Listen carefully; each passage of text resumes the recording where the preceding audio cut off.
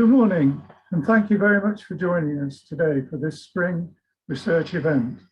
It's great to see so many people here today, and we are delighted that you have joined us for our online event focusing on improving mental health and well-being in Parkinson's.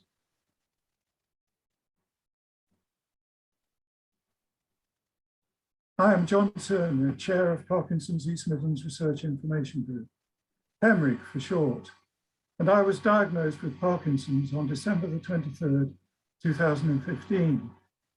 Memorable for all the wrong reasons. But it gave me the incentive to try and find out more about this fastest growing neurological condition. Knowledge is power, and research into the condition gives us all hope, I believe. PEMRIG Steering Group have organised today's event, and I'm grateful to my colleagues for all their hard work on this. Just a reminder that the meeting is being recorded. Should you have any concerns about being seen live or in the recording, in that case, please switch the camera off on your device by clicking the camera icon at the bottom of your screen. By the way, only those speaking will be seen in the recording.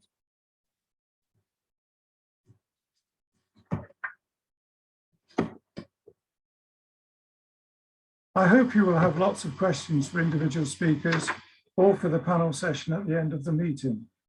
If you have a question, please use the chat facility and we will do our best to arrange for it to be asked on your behalf.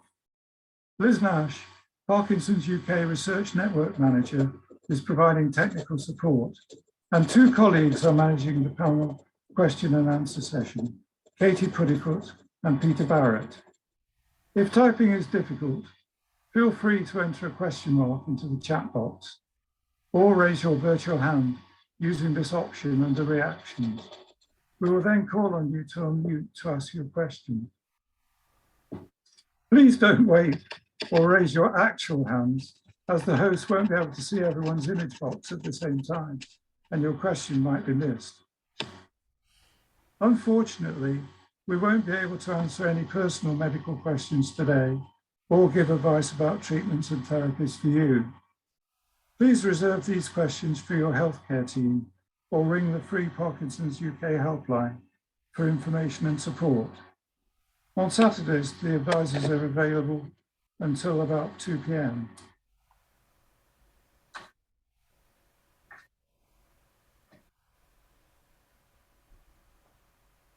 Today's talks are all evidence-based and offer practical ideas for helping mental health and well-being in all who may be affected, including carers and family members, as well as people with Parkinson's.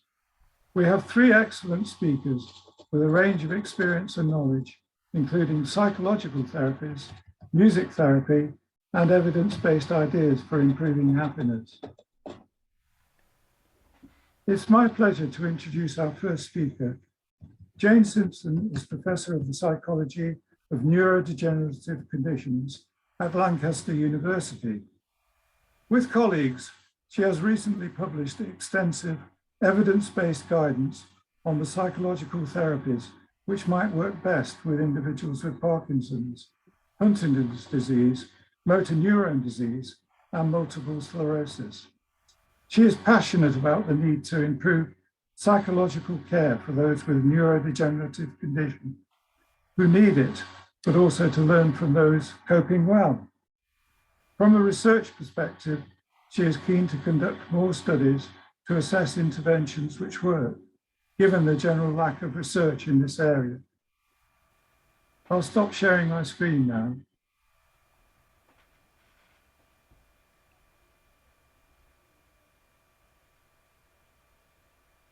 Please share your screen when you're ready, Jane.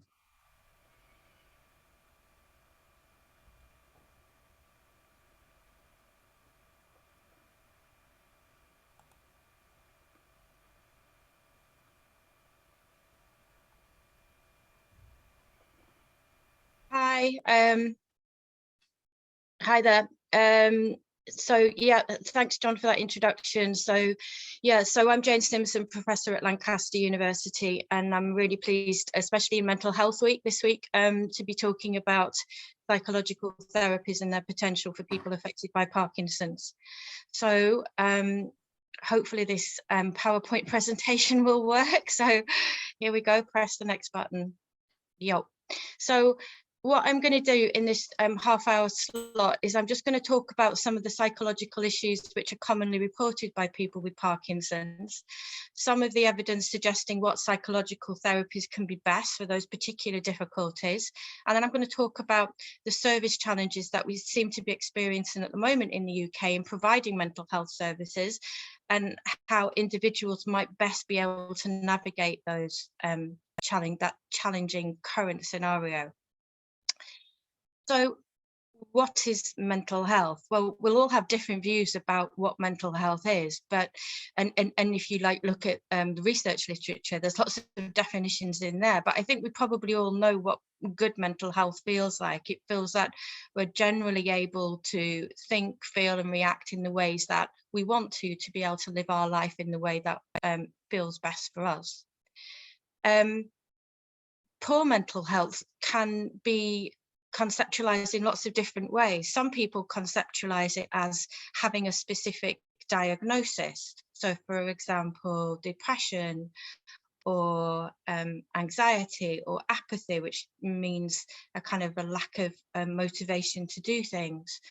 Or some people also experience what can be described as psychotic symptoms, especially visual hallucinations, although often in people with Parkinson's, if they experience visual hallucinations, they often know that they are hallucinations. They know that that figure in the corner of the room isn't actually real, but a product perhaps of some of the medication that they're taking. Also in people with Parkinson's, you read a lot about this issue called impulse control disorder, where people find it difficult to resist impulses. And also talked about in the evidence base would be obsessions and compulsions as well, where we feel the need to actually think things or carry that through with the behaviour. But I think as well as those difficulties which often come with a diagnosis attached, there are also other difficulties that people might experience. So when you're living with a chronic condition, there are going to be huge changes to how you feel about yourself, your identity, your self-identity, your roles, your relationships with other people. It might affect your self-esteem. It might affect the chronic illness might affect how you then adapt to a different situation. You might feel anger, you might feel other kinds of emotions. So I think as well as these specific diagnoses that we often talk about, there are lots of other changes in psychological well-being that people can often feel. And as I say, these are all the difficulties that people have. And it's really important that we remember this, but it's also important, and I always say this in my own work as well, especially when I'm giving these kinds of discussions, that this is not to say that we think that everybody with Parkinson's is characterized by these kinds of difficulties. A lot of people with Parkinson's cope well and have positive mental health through a lot of the strategies and the techniques that they use to manage the condition, and with the support of services and friends. So in terms of psychological difficulties, then what kind of, often we get asked what causes them, what's going on, and that's really difficult to say, because the cause for every single person will be different, and each specific difficulty with each specific person will have a different cause as well. So, you know, even for example, with something which is often thought to be a result of medication, such as visual hallucinations, we know that some people with Parkinson's who are not taking medication might experience a visual hallucination, i.e. seeing something that isn't actually there. So we know that this is intensely variable, and we don't like to suggest the same causes for the same kinds of difficulties, because it is going to depend on the person. So we kind of tend to view cause as a continuum, with each difficulty and each person sitting somewhere along this line here. So the general views on cause tend to be, on one end, about how it might be related to the disease process in Parkinson's or the side effects of medication. And I suppose on the other end, excuse me, we've got a view that the difficulties might be an understandable psychological reaction to living with a difficult condition. And I think, you know, views are along that spectrum for every individual and for every single difficulty. And I just wanted to say also, before I go on to thinking about what might help with some of these difficulties, is that we know that at the moment it's been really difficult for a lot of people with Parkinson's and generally, you know, our in the country in terms of coping with the psychological effects from the COVID pandemic. And I'm just putting this reference in here for some work that we've done with Parkinson's UK, which has been about surveying people and finding out how the pandemic has affected their mental health. So I'm not going to talk about that at length here, but if you're interested, I know that these slides will be made available and you can follow those links to access the reports, which are quite lengthy, directly from Parkinson's UK, which have been written by me and my team at Lancaster. And I think the other thing that I just wanted to say before we look at some of the more nitty-gritty of the psychological therapies is that we know that the number of people who are seen by a mental health professional is very low. So Parkinson's UK recently did a survey and reported that only 11% of those people who wanted psychological or mental health support were actually getting it. So that's a hugely small percentage, and it's obviously a worry for everyone. So what I'm going to talk about quite a lot in the next 20 minutes or so is some clinical guidance that we put together with the British Psychological Society, and the project was called Minds and Movement, and essentially it was psychological guidance for people with 4 different types of motor neurodegenerative condition. So the conditions were Huntington's disease, motor neuron disease, multiple sclerosis, and the guidance that I'm going to be talking about obviously here is for people with Parkinson's disease. Now this guidance is freely available to everyone. And at the end of the slideshow, I'm also going to share a link which you can tap on, and it will get you directly to the full guidance, which is available on the British Psychological Society website.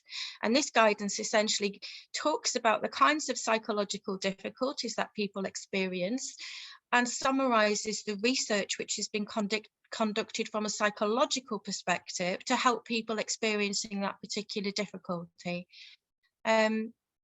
We also updated this work quite recently and published it in this paper, which is also available, this review paper, which you can access as well. And this again gives quite detailed information about the types of psychological therapies that seem to work best for people with a specific difficulty. Now, there are lots of caveats to this, which I'll talk about in a little bit of detail, but I suppose I just wanted to say that we realise that sometimes these kinds of reviews can present quite a simplistic account of what's going on. We recognise that, but sometimes it's important to get messages out there, even though we can refine them and make them a little bit more nuanced later on. So in terms of Parkinson's disease, what we did is we looked at all the studies that had been conducted ever, we hope, looking at some kind of psychological intervention. So we started off with nearly 5,000 studies, but after we'd screened them, so we basically read them all, and we got down to about 2,000.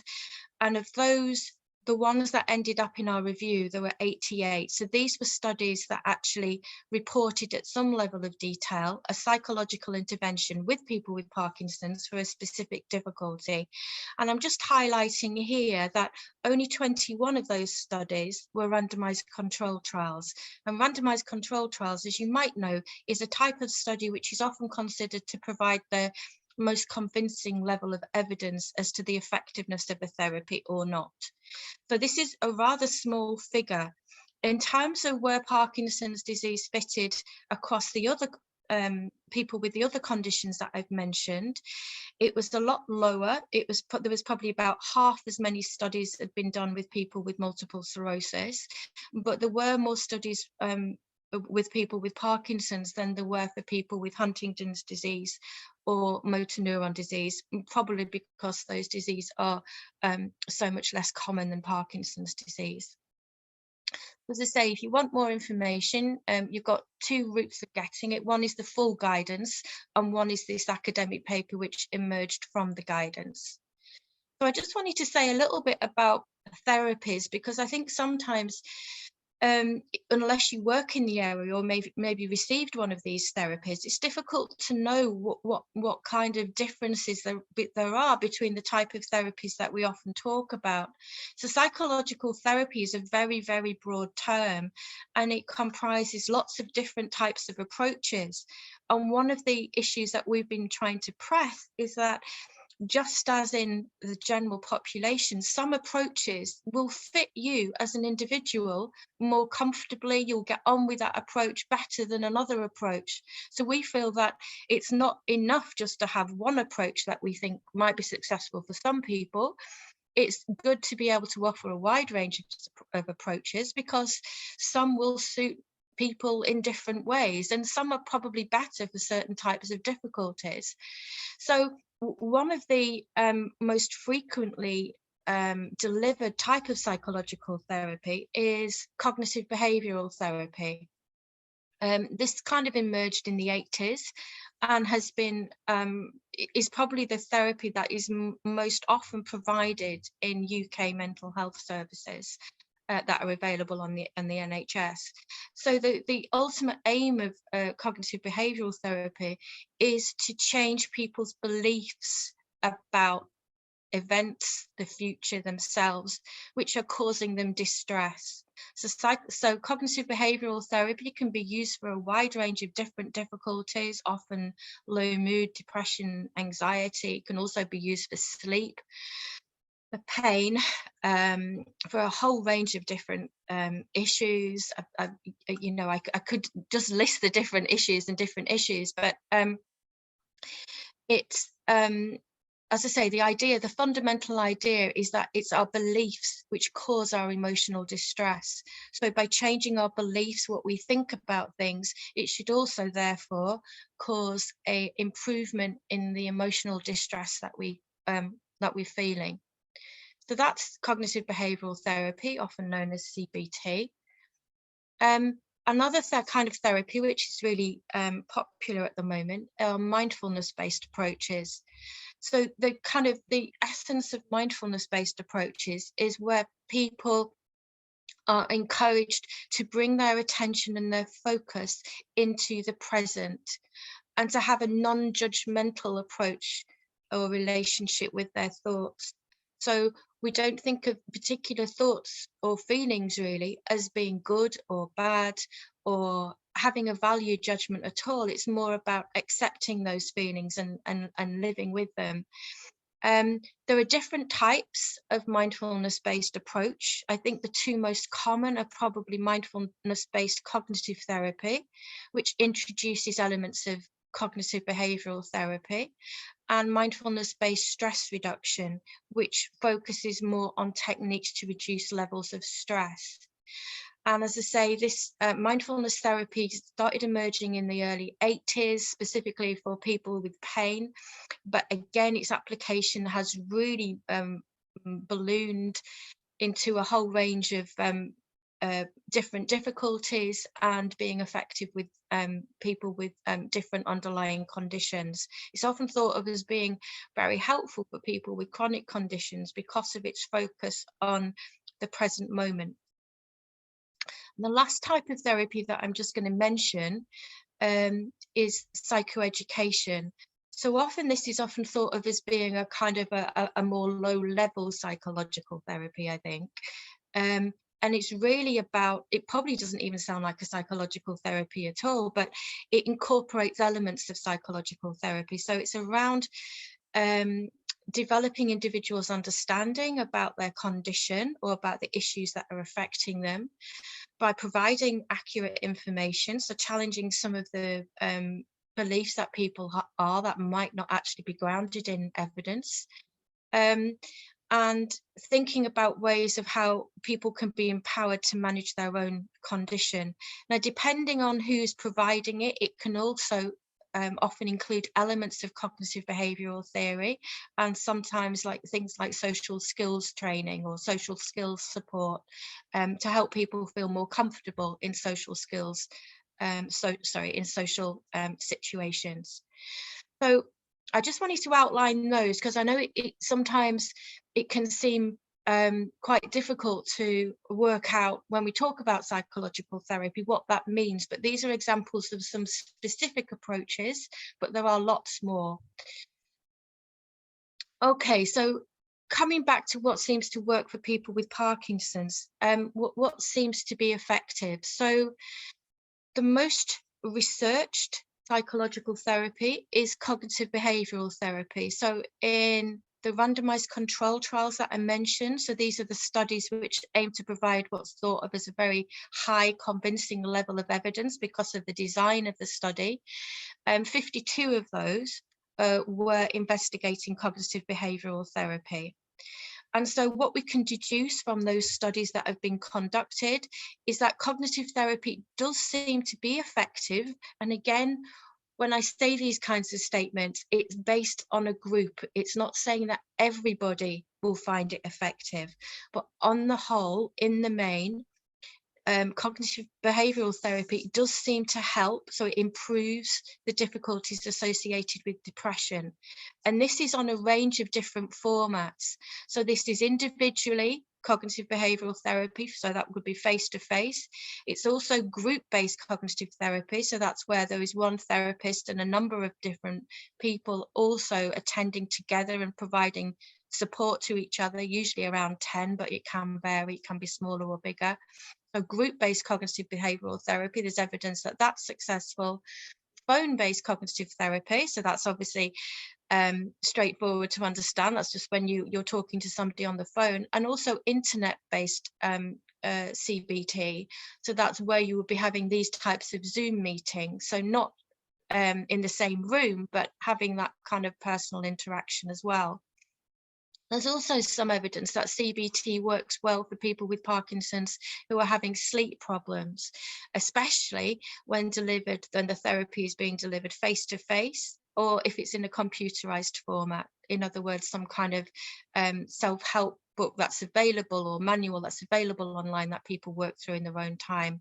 There is more limited evidence that CBT is effective for people with anxiety, general quality of life issues, and for impulse control. So in terms of the other interventions, mindfulness-based interventions are becoming increasingly popular, and I think soon they're probably going to be as researched as cognitive behavioural therapy approaches. However, the evidence at the moment is a little bit inconsistent. So in other words, it seems to work well for some people, not well for other people. And I think this underlines the point I was mentioning earlier about it's important that we have a range of therapies on offer for people so that they do have a choice. Because some will work better for some people than others. So the kinds of difficulties that have been researched at the moment are depression, anxiety, quality of life, and impulse control. Psychoeducation, which is the third type of therapy that I mentioned, does seem to be useful, but it seems to be useful when it's combined with another therapy. So in other words, it doesn't seem to be that successful when just used by itself, but if it's part of a more sophisticated, possibly longer therapy, then it seems to be able to work quite well, and people have recorded positive results from it.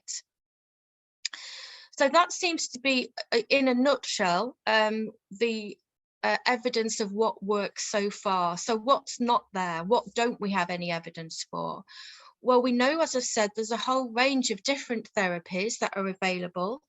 And some of these therapies, which have been seen to be successful in people with different conditions or people just generally, and not yet really being offered for people with Parkinson's disease. And there is no evidence to suggest how they might be successful or what might need to change or not to make them successful.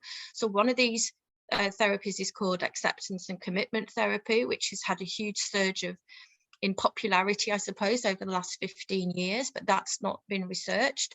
Another type of approach has been compassion-based approach.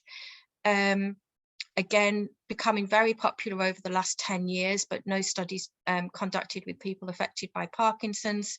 Psychodrama has been, again, an approach which we don't really know much about, which has been successful in other people.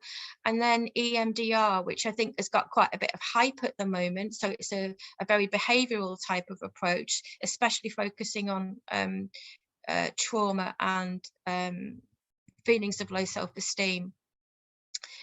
And also for some of the difficulties that seem to affect people quite significantly. So people affected by impulse control disorders, at the moment there are only 2 studies and both of those studies need replication. Apathy is quite a prominent condition.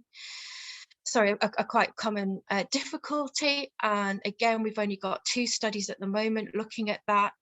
Some indication that CBT and behavioural activation, which is kind of encouraging people to do things in a structured way, could be affected, but with only 2 studies, we need to know more. And quite very surprisingly to me, for psychosis, for people for having different kinds of symptoms associated with psychosis, that's hallucinations, delusions, there are no psychological studies at all which have been published. And this is really quite worrying, because at the moment the only treatment that's being offered is a drug treatment, clozapine, which can have major drawbacks in terms of its seriousness as a drug.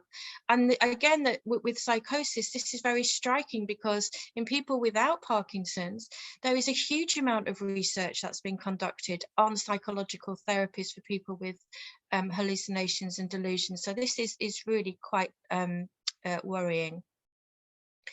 Before I wrap up, I think John will be gesturing to me soon anyway to move on. I just wanted to say something about mental health services in the UK. So I stressed earlier about the small percentage of people with Parkinson's who want psychological help, who have not been able to get it. Sorry, the small percentage who do want it, who have been able to get it. The vast majority of people report difficulties accessing psychological support. And this is despite it being raised repeatedly by different organisations, Parkinson's UK, the Neurological Alliance, and even the All-Party Parliamentary Group, and the report that accompanied that. There are no specific guidance. So NICE is the national guidance framework. There is no specific guidance for psychological difficulties for people with Parkinson's. What happens if you read the guidance for people with Parkinson's, it just refers you, if you've got psychological difficulties, to the generic guidance on psychological difficulties. We don't think that that's particularly appropriate. In terms of what happens, often people, well, say often, it can happen that people are referred to a psychiatrist from their neurologist, but this tends to therefore be for medication for psychological difficulties as opposed to psychological therapy. And the pathways from neurology to psychological services aren't clear and aren't well developed. As an individual, you can refer yourself to your local cognitive behavioural therapy. And again, if you follow this link here, you can see how you can do that. Waiting times can be hugely variable. People's satisfaction with that service is again variable, but it is an option if you have difficulties such as low mood and anxiety. There's also private counselling available, but please make sure if you're going to go down that route that you check registers to make sure that you know what's being offered and whether that person is suitably accredited, if they're doing a form of therapy that's got an accreditation system behind it. And then I think just finally, I just want to say, I think from my perspective and from the perspective of many people with Parkinson's that we've spoken to, there needs to be a recognition, and I think there is amongst Parkinson's UK and people, but there needs to be a more global recognition of the different routes to mental health or to poorer mental health that exist. and about the role that systems and structures can play in society in terms of not helping people's mental health. We need to promote the value of psychological approaches. We're not saying that they're going to be helpful for everyone, but they could be helpful, and we need to think about investing money and time in researching what works best for what person in what situation. We need to promote choice. We need to also think about enhancing people's well-being, as well as looking at intervening when things are going wrong. We need to think about training for professionals so they're more confident about providing mental health support, because a lot of people who are providing generic mental health services don't feel confident about providing mental health support for people with chronic illnesses. And I think we all need to kind of get together and lobby and talk more about this huge gap in services, so it's clear that we don't think it's acceptable, and that people with Parkinson's should have the same opportunities and support for mental health as somebody who doesn't have the condition.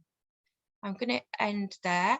I would say that if anybody wants to get in touch with me personally about the issues that I've talked about, I can't offer individual therapy to people, but if you want to talk about the research and some of the issues I've talked about, then this is my email address. This here is the website address for the guidance that I talked about, the full guidance on what works that you can download for free. And these are some of our Twitter accounts for myself and colleagues who work in this area. And I am now going to stop sharing my screen. And I just want to say thank you, and I hope that's been a little bit helpful.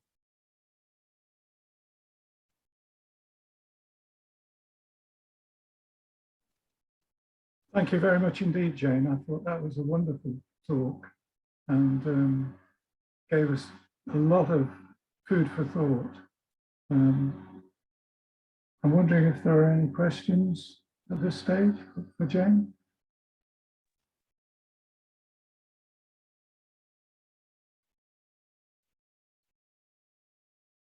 So what I'd like to do now is... Oh, sorry, John, we have one in the chat that says, regarding impulse control disorders, I thought these were caused by a particular type of meds, including ropinirole and the fixes to change meds. Yeah, I think that is a conventional understanding of impulse control difficulties, but I think our research and other research that people have done has showed that there's a huge psychological component to impulse control difficulties. And even if the difficulties were for an individual prompted by medication, obviously it could be looked at to change medication, but we also think that psychological approaches can help as well. So I think it's not, in my view, looking at the research that we've done in this area, I would say it's really important to be open to the influence of psychological effects in something which is often considered a side effect of medications such as impulse control disorders. And if that person wants to contact me individually on email, I can send the links to the research that's been conducted to support this view. Thank you for that. I think I saw Christine put her hand up. Is that right? Did you have a question?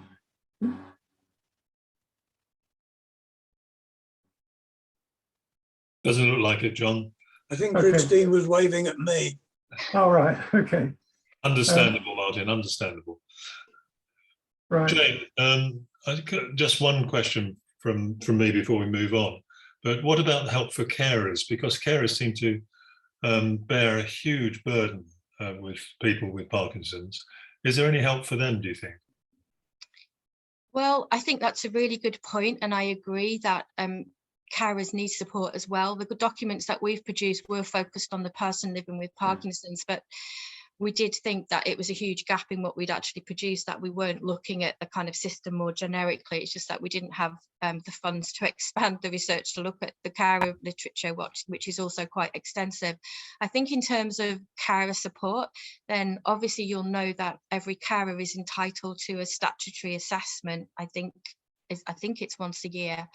And if that's carried out by an organisation contracted by your local authority, and that carer assessment should take into account mental health difficulties as well, or mental health support needs.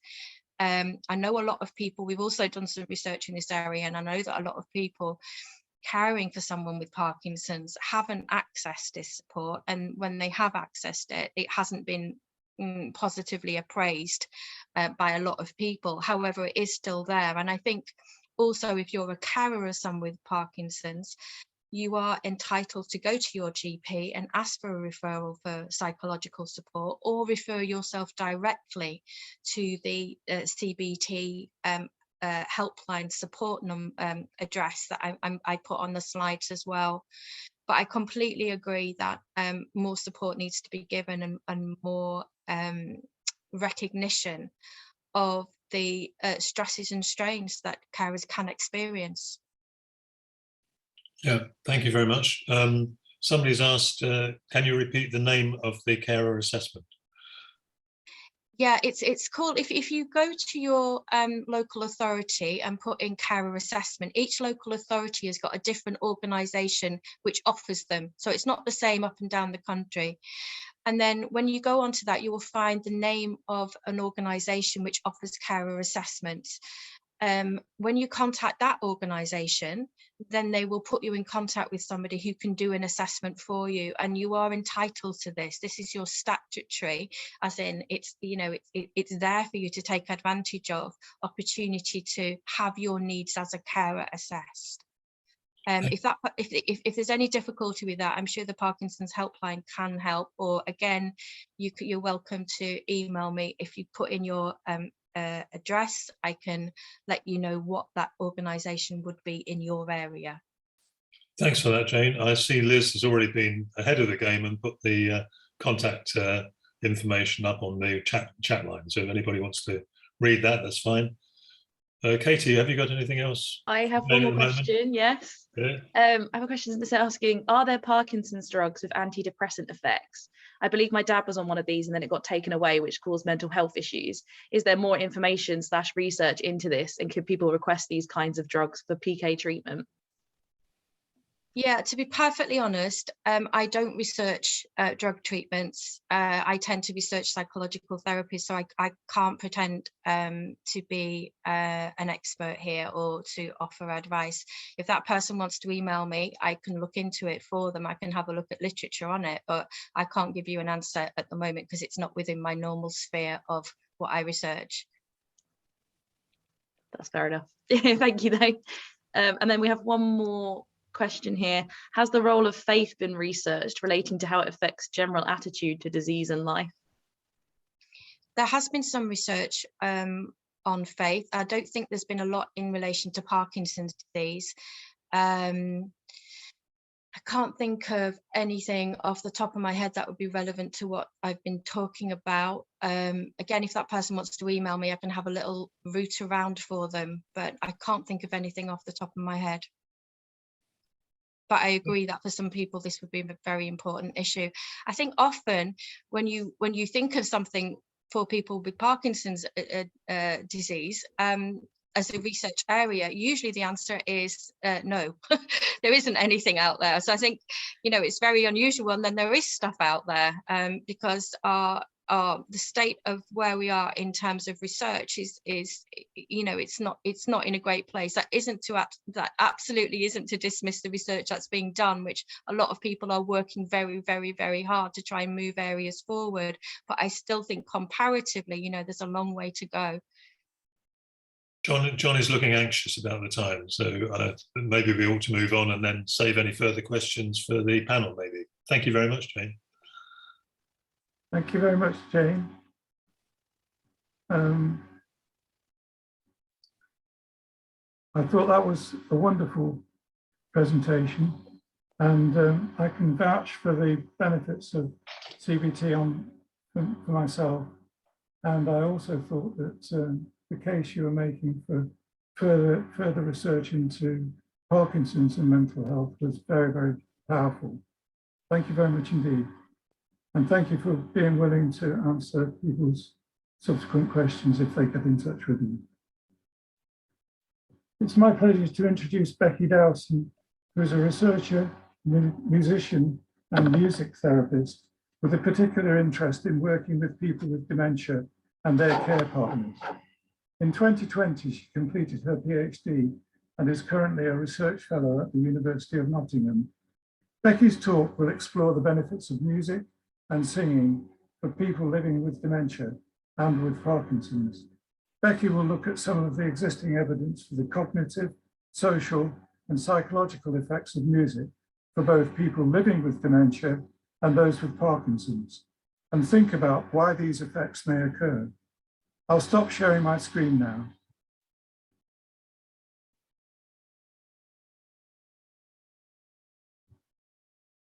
Please share your screen when you're ready, Becky. Thank you, John. Here we go. And thank you very much for the introduction and for the opportunity to speak to you all today. Can you see those slides okay? Give me a thumbs up. Brilliant.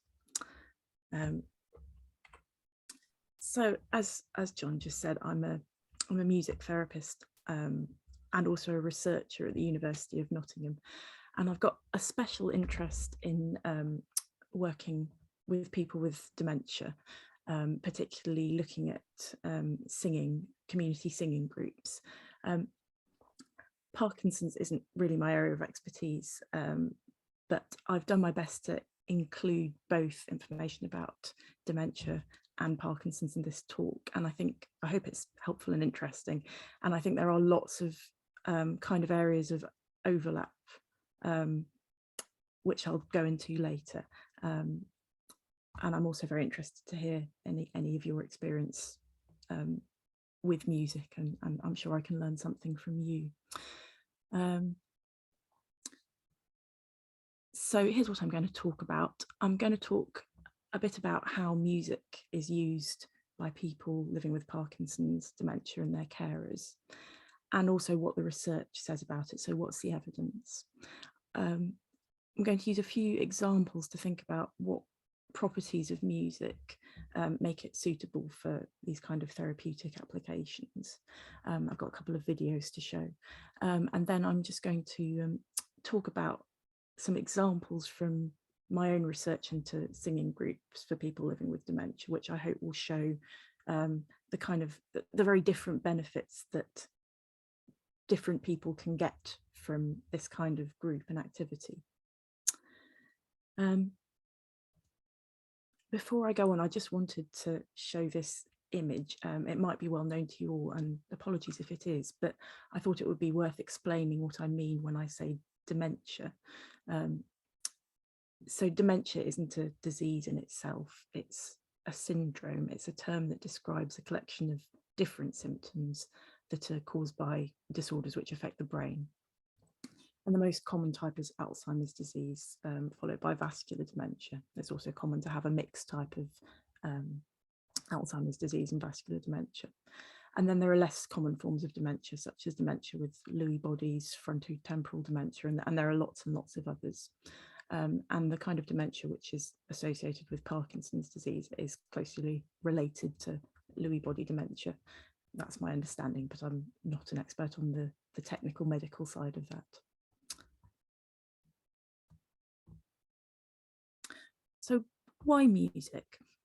I think we all find that we engage with music in various ways: relaxing, socializing, accompanying kind of daily tasks, you know, putting the radio on when we're doing the washing up and stuff like that. Music is a big part of people's lives already in many cases, and that doesn't necessarily change because somebody has a diagnosis of dementia or Parkinson's. Many people will want to carry on doing their musical activities in the same way as before for as long as they can. And conversely, some people don't particularly relate to music, and there's no reason to assume that that will necessarily change because they have dementia. But music does seem to have some properties which make it especially helpful for people living with certain health conditions. So I just wanted to bring that up because I think there's been a bit of a tendency to see music as a kind of, certainly for dementia, to see music as a treatment and a treatment alone, when actually it's an important leisure activity as well. So I'm going to talk first of all about music and dementia. And these are 4 categories which I think are really important ways that music can help. This isn't an exhaustive list, but from my experience, this is 4 really important areas. So first of all, music can be a meaningful activity. For people with dementia, other activities might have become more difficult, and things like boredom and apathy are really big problems. So music can be something which helps to replace those activities, because it's kind of accessible, but it's also it also has meaning and attached to it. Self-expression, being unable to find the words to say what you mean, can be very frustrating, and music can provide an alternative to language, perhaps through improvisation in a music therapy session, or just by finding a song that sort of expresses how you're feeling at the time and singing along to it. Reawakening memories. So music really has this kind of sense that it can take us back to a particular time and place, and I think a lot of us will understand that feeling when you hear a song from a particular time in your life and it's kind of like you're there again. You don't have to work hard to remember, you're simply transported back, and that can be really valuable for people with dementia. And creating connections. So music can be a shared activity which can really help people with dementia and their carers, both family and professional carers, to kind of form and sustain relationships and maybe find a different way to relate if previous ways of relating have become more difficult. And there are lots and lots of ways that music can be used. So there's music therapy, there's singing groups, just listening to music, personalised playlists, which I'll talk about later, lots and lots of different ways. And they all have obviously different costs and practicalities associated with them.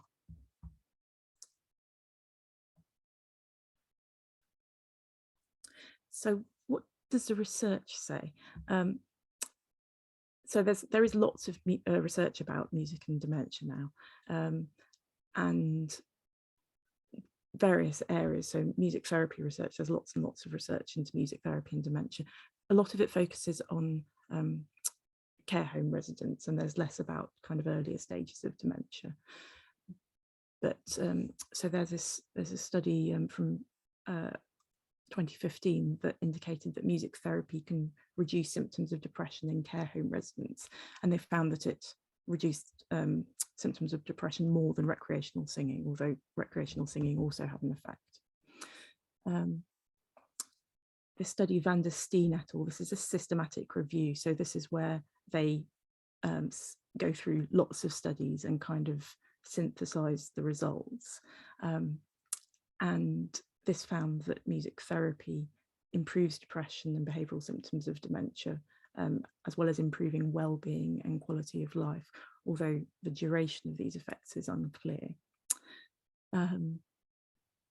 This study from 2012 by El Haj and colleagues found that listening to preferred background music can improve recall of autobiographical memories.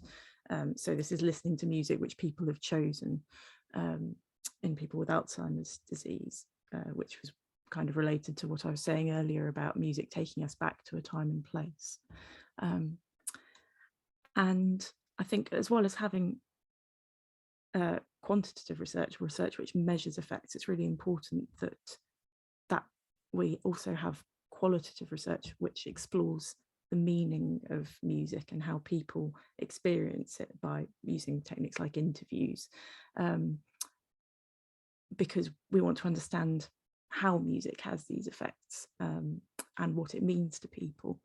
And so this was a study which interviewed people who attended group singing together, and they found that the kind of accessibility and the participation of the group singing could have benefits for the couple relationship where one person had dementia. I'm sorry, this image is a little bit blurry, but I just wanted to show it because I think it's quite a helpful way of understanding why we think music is so helpful for some people with dementia.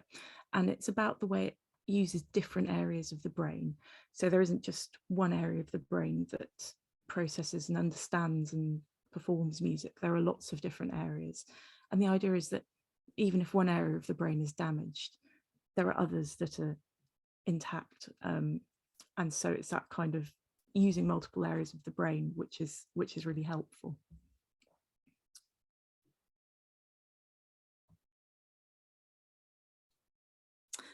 Moving on to music and Parkinson's disease. So I've been having an interesting time reviewing the research in this area. And there's lots and lots of research about using rhythm and music to improve gait and other aspects of motor control. And that's often called rhythmic auditory cueing or rhythmic auditory stimulation. So there's lots and lots of studies about that, but far fewer about other aspects of music and music therapy for people with Parkinson's. So not as much research about psychological symptoms and improving general quality of life. Although there certainly is some research. So there's a study fairly recently published, which was quite a big study. So it took place in the UK, Australia and South Korea, about groups singing for people with Parkinson's disease.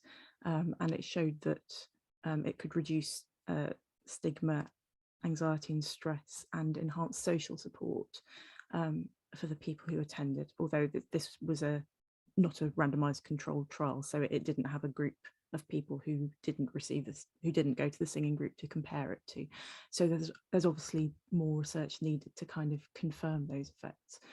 But it's just interesting that so much of the research is focused on the kind of motor side and the physical side, but maybe less on the psychological side. So because there's so much research and information about rhythmic auditory cueing, I thought I'd use that as an example.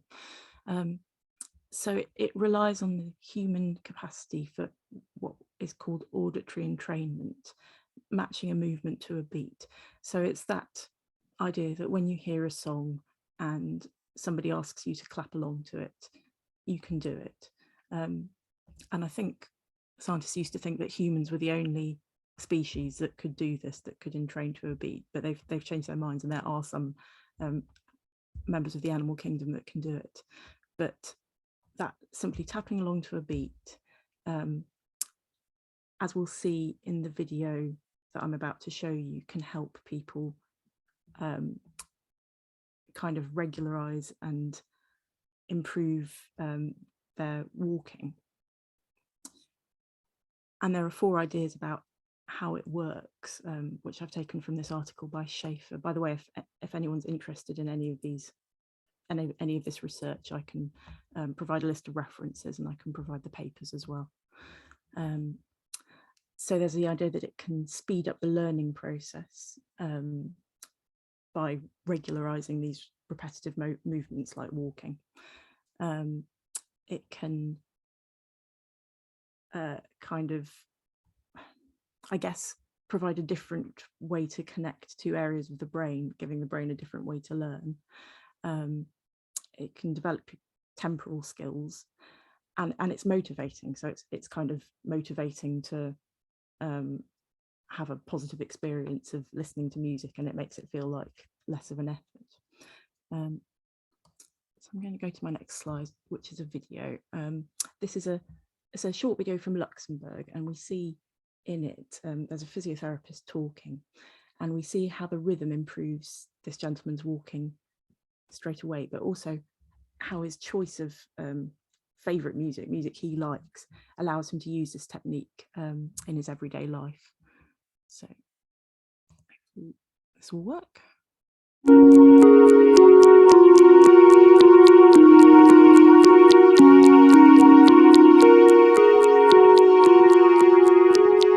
My name is Mariela Graciano. I am a physiotherapist and I've been working for 30 years with people with Parkinson's. I would like to share with you different ways in which you can manage your mobility problems in your daily life with Parkinson's.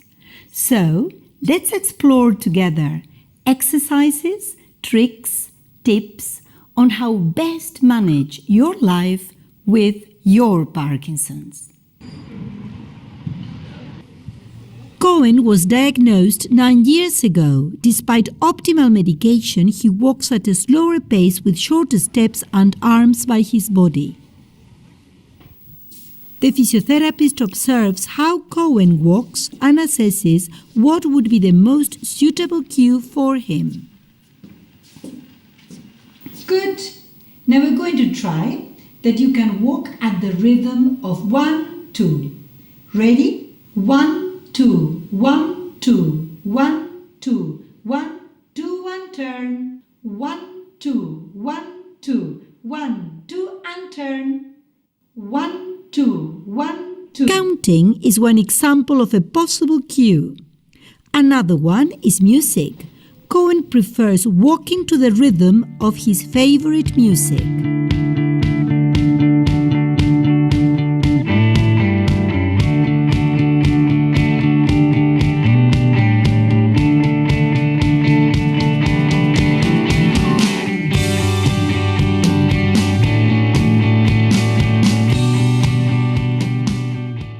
And he walks faster with regular steps and regular arm swing.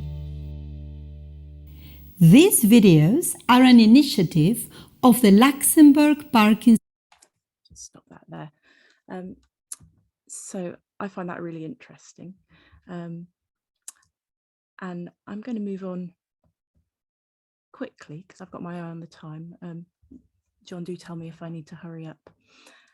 Another example that I wanted to take is this idea of personalised playlists, which have become popular for people living with dementia, but I think have lots of applications. And it's a simple idea. It means developing a collection of songs which have personal meaning, and having them on hand to use at certain moments. So for calming, for relaxation, for enlivening, perhaps before a difficult task needs to take place. And there's this website called Playlist for Life, which can tell you how to go about creating a personalised playlist. And it says this: it should include the tunes that give you that flashback feeling whenever you hear them, that take you back to another time, person or place. Together, this music creates the soundtrack of your life. And I think having a collection of songs like this and listening to them can really help people to maintain a sense of identity, stimulate memories. There's this kind of involuntary recall idea, like the memories just pop into your head, improve mood and reduce symptoms like anxiety and agitation, and also provide an activity to share with others. So I've got another little video. There are lots of, if you type personalised playlists and dementia into YouTube, there's lots and lots of videos, but I chose this one because we get to hear from this lady with dementia what it means to her.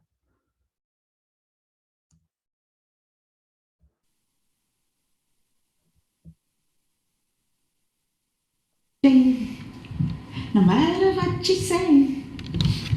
When I get told I had dementia, that was me. Oh my God, I'm dying. But I done all my greeting, and now I'm not greeting anymore. I'm being happy. I see I was right. Did you enjoy the dancing when you went dancing? Oh. You've no idea how happy it makes me. I don't need to think about anything. I don't need to remember I've got dementia. I can just put my playlist on and I'm singing and dancing, and it just makes me so happy. So that's a really short video, which I think just shows what something simple like a playlist can mean to somebody. So summary so far, I think we've talked about how music can have effects on lots of different domains, so emotional, psychological, motor, social, cognitive, and all of these can contribute to our overall quality of life. But I also think our responses to music are personal and unique, so we can't expect music to be the same for everyone or to have the same effect on everyone. And just to finish off with, I'd like to talk a bit about the research we did for my PhD, which is about a singing group for people living with dementia and their carers. And we also included people with self-reported memory problems in this research. And I think a lot of the benefits that these people describe aren't really unique to people with dementia. They could apply to other groups, including healthy older adults or people with other health conditions. So we invited people with dementia and memory problems to attend these weekly singing groups for 10 weeks, and there were about 20 people in the group. And we interviewed them before they started coming to the sessions, and also again after they'd attended their 10 weeks. And we asked them what they got from attending the sessions and whether they had any benefit for them. And we analysed the data, and we were able to describe these benefits in 3 categories. So in the moment benefits, this is about kind of short-term effects which people have while they're singing or shortly afterwards. So people said things like, it dusted a few feathers off me again and it brought the spark back. It keeps me alive. I felt it's lifted me. And it feeds your soul somehow. So these are kind of effects on mood and just general kind of feelings of well-being, and also sort of just enlivening, I guess. Then we had what we call personal benefits, and these are things which were a kind of sustained personal change, so lasting longer than the in-the-moment benefits out of the sessions, such as having an increased confidence in singing, having a changed perception of having dementia, improved mood, lasting longer, and kind of stimulated memories. So one person said, talking about singing, the words just sort of come into your brain sometimes, don't they? You don't know how they got there. And that, I think, is relating to this idea of involuntary recall, you know, just remembering things spontaneously without having to try. One person said rather poetically, the dying strings in my heart, it's replucked them again, which I think speaks for itself. Someone else said, it's helped me not with the dementia itself, but with accepting the fact that I've got dementia.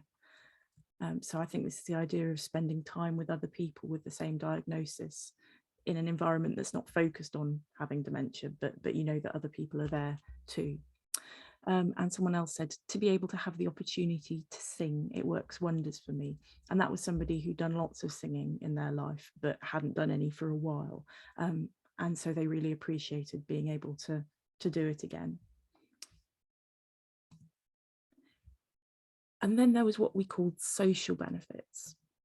So the group was a chance for people to make new friends and to meet others in a similar position, perhaps catalysed by the experience of singing together. So I think there's a possibility that that helped people to bond. So people said things like that kind of feeling that you're there with a group of people who are in a similar position, and it's a support network, which is a real added bonus. And then somebody else said, nobody's asked me about my diagnosis, and it obviously doesn't matter to them either, which is great. We just all know that we have a shared problem.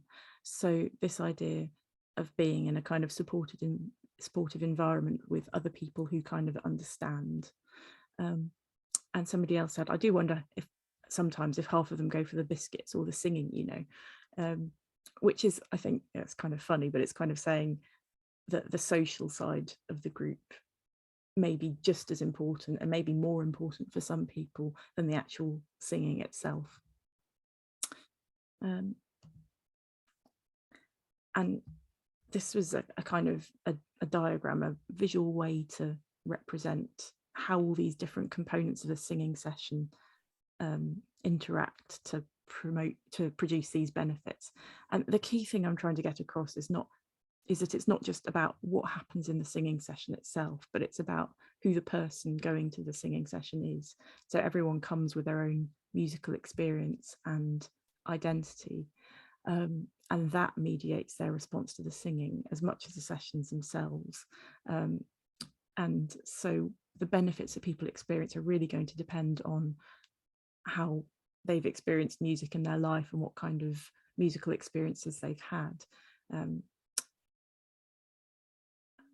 And finally, just some closing thoughts, that I think really it's very important to tailor music activities and therapies to the individual. So it's not one size fits all. And I think that's true for absolutely everyone, not just people with dementia or Parkinson's.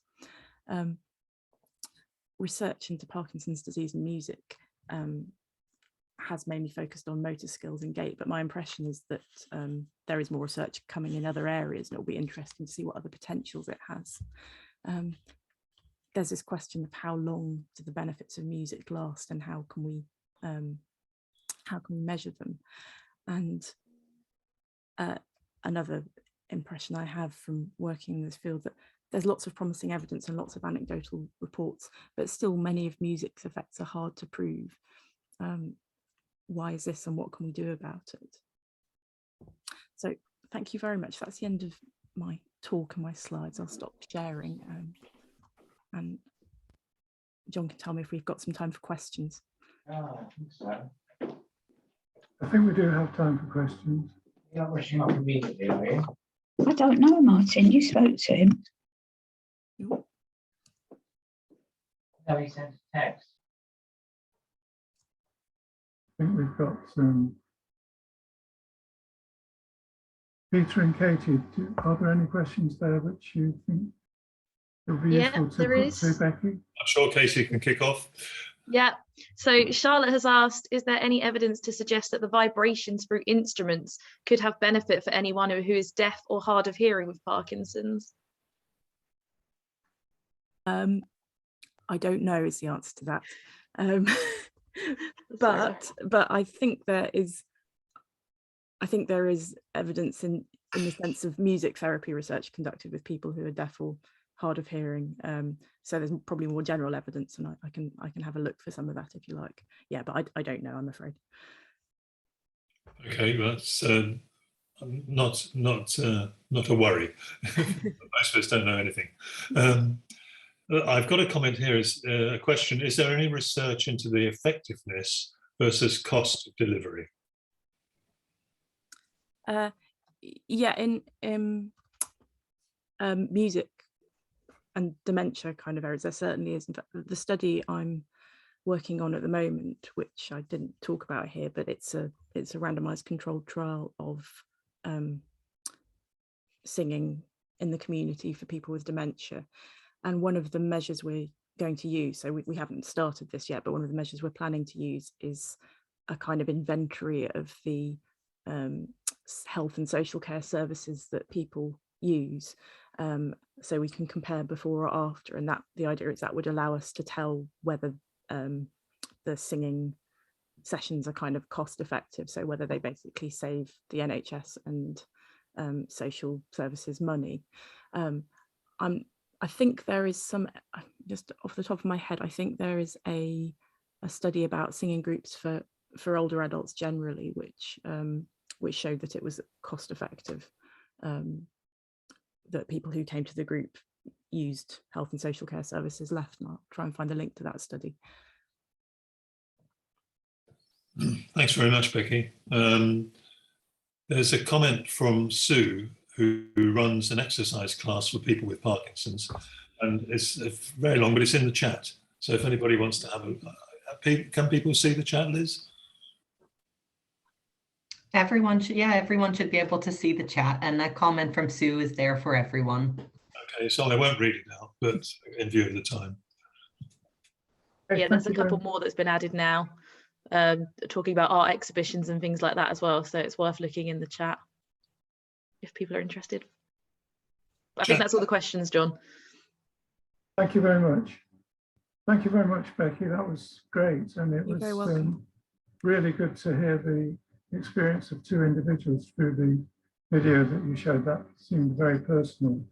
And one thing I'd like to mention is the fact that I think singing is one of the things that helps people with Parkinson's, because we do have concerns about our diction and the effect on our mobility of our faces through the illness, which can restrict the way we speak. So I think it's very, very helpful, as well as mood enhancing. Yeah. Can I now just say that it's just time for a break for about 10 minutes, if that's okay with everybody. Just a chance to get a bit of a comfort break if you need to.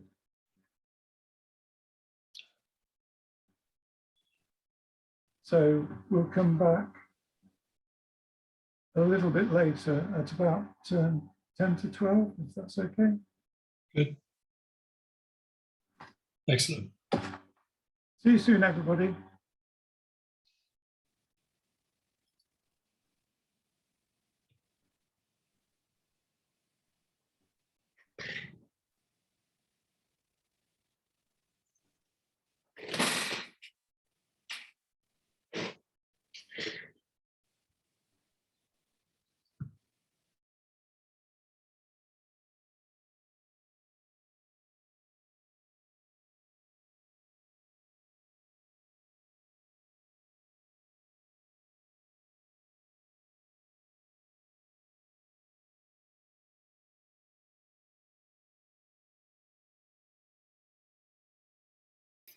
Hi.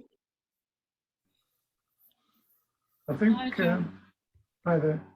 I think we're running roughly around 5 minutes behind schedule, but there's quite a lot of buffer, isn't there, on the panel session afterwards? There is, yeah. Yeah, so yeah, good. So you'll still have the same amount of time. I'll do my best to fit everything in. Okay.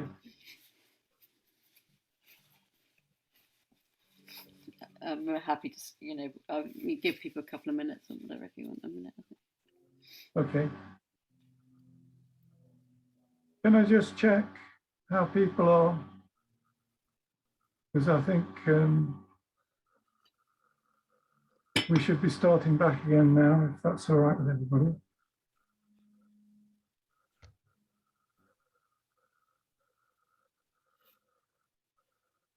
So I'm currently sharing my screen, and it's my pleasure to introduce Vanessa King, who is a leading expert in the practical application of positive psychology to proactively build psychological well-being and resilience. She is one of a small group of people globally to have completed a master's degree in applied positive psychology at the University of Pennsylvania. She is a board member of Action for Happiness, a registered charity and a movement of people taking action to create a happier and kinder world together. Vanessa is the architect of Action for Happiness's evidence-based 10 Keys for Happier Living, which have engaged and inspired people around the world to take action for themselves and others. I will stop sharing my screen now.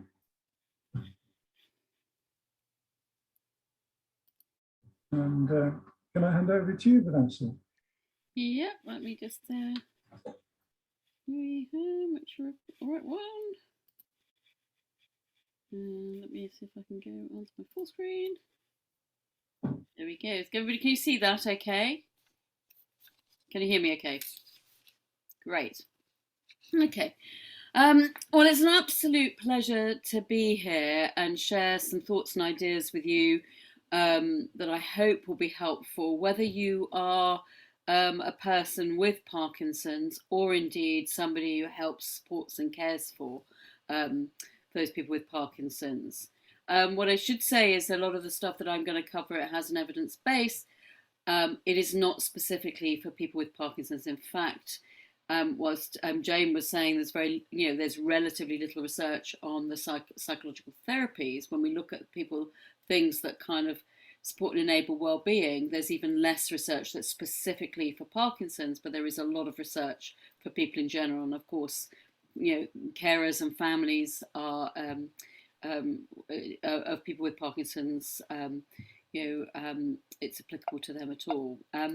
So what I'm going to share is that the ideas and the concepts and the research that I'm going to share sort of derives from a kind of shift in psychological research that happened around 20 or so years, or 25 years ago now, where it was recognised by one of the leading experts on depression, the psychology of depression, Dr. Martin Seligman, was recognised that most psychological research, for very good reason, had been focused on why things go wrong and how to treat, cure and manage that.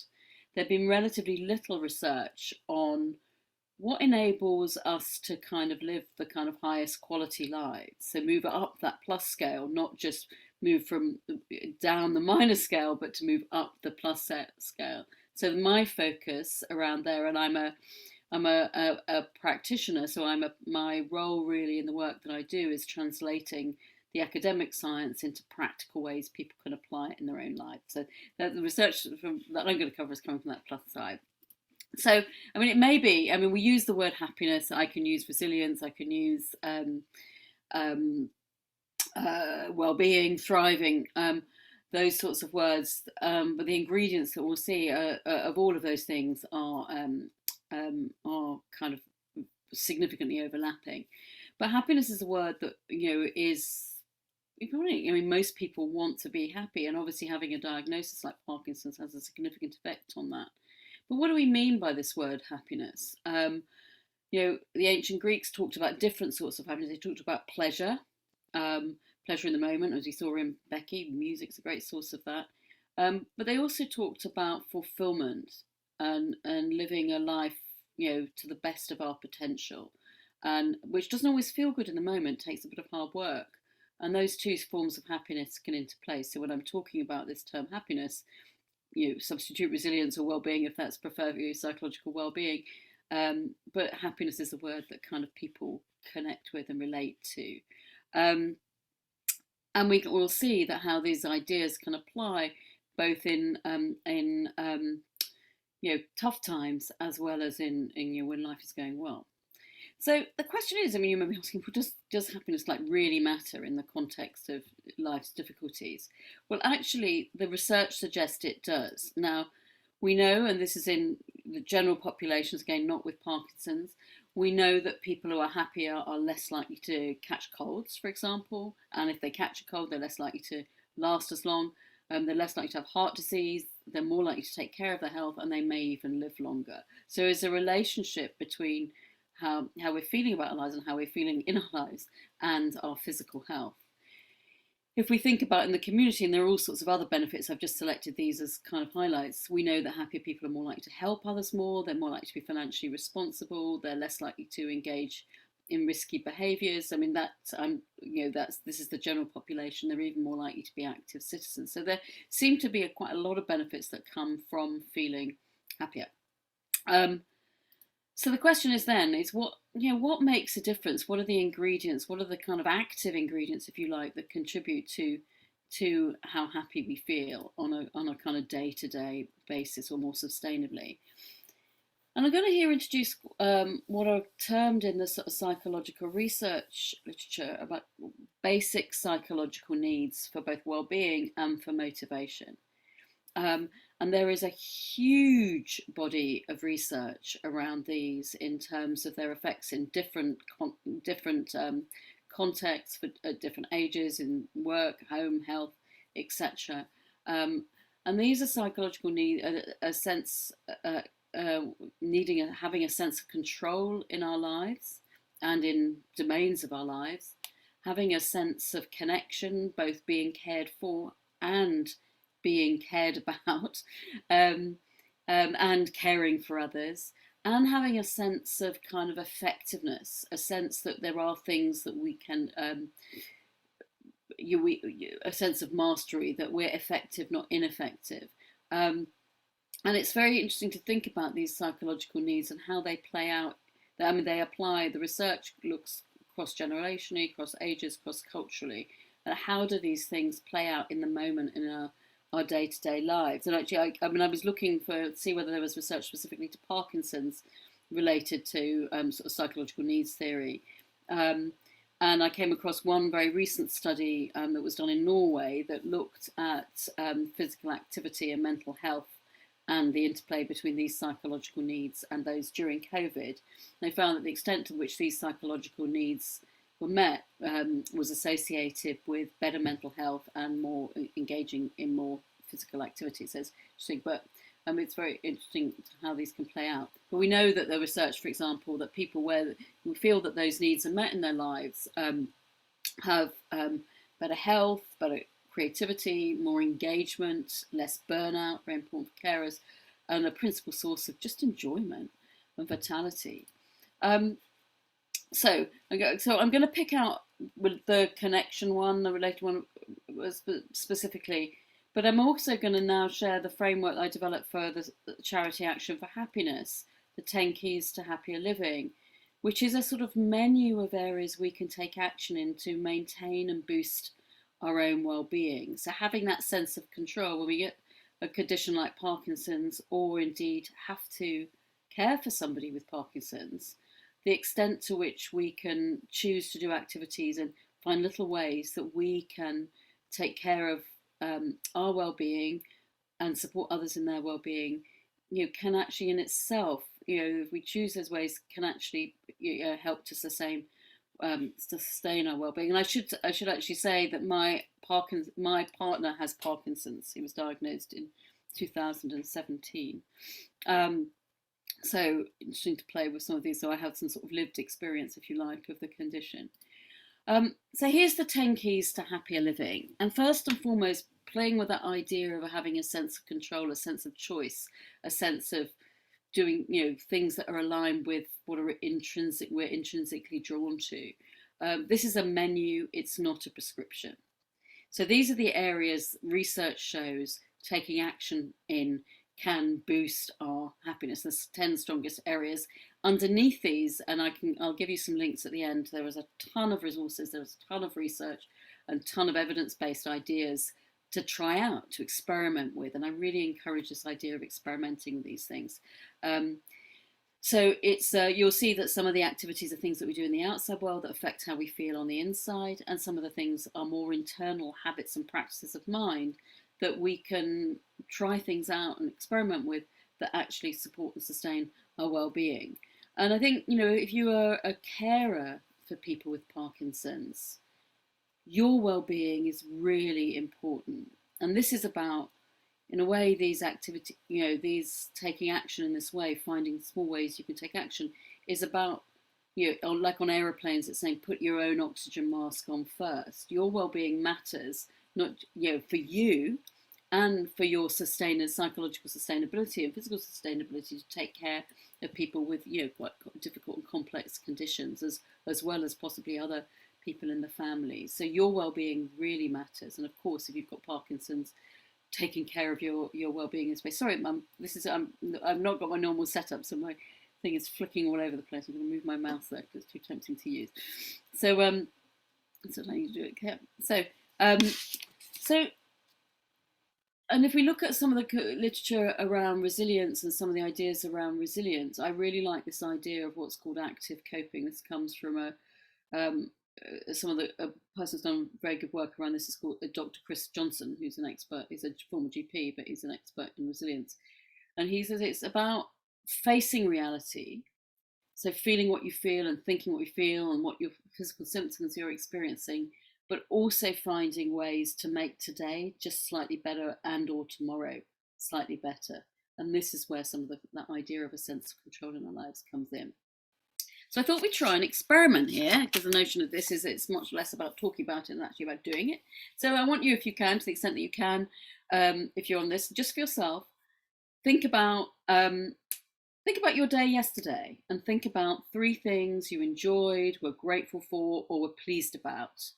And maybe, just maybe reflect on why. And if you can, write them down. You could share them in the chat if you want to. And just see what you notice through doing that. So, it could be, oh God, yesterday was really, really tough.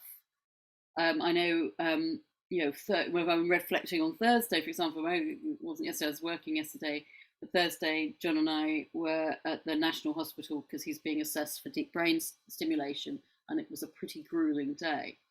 But even on a day like that, thinking about what the small things that happened, actually when we came out, having been there since 8:30 in the morning with no coffee or food, we actually went to one of my favourite coffee shops and we had a really fantastic cup of coffee, and actually the sun shone.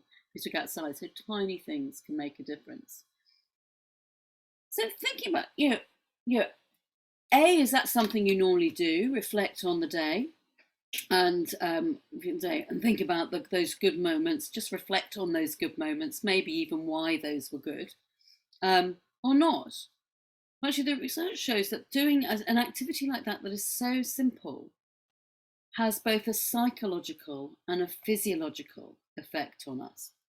And in fact, one of the early positive psychology experiments showed that doing that activity, writing down 3 good things, or you can reflect on it, or there are apps to do it in, but doing that each night for 1 week, just before going to bed, found that, and people's how happy they were using a multi-factor measure and looking at depression type symptoms were measured at intervals extending out to 6 months, found that people's happiness increased over the period of 6 months, and their tendency to display depression type symptoms reduced.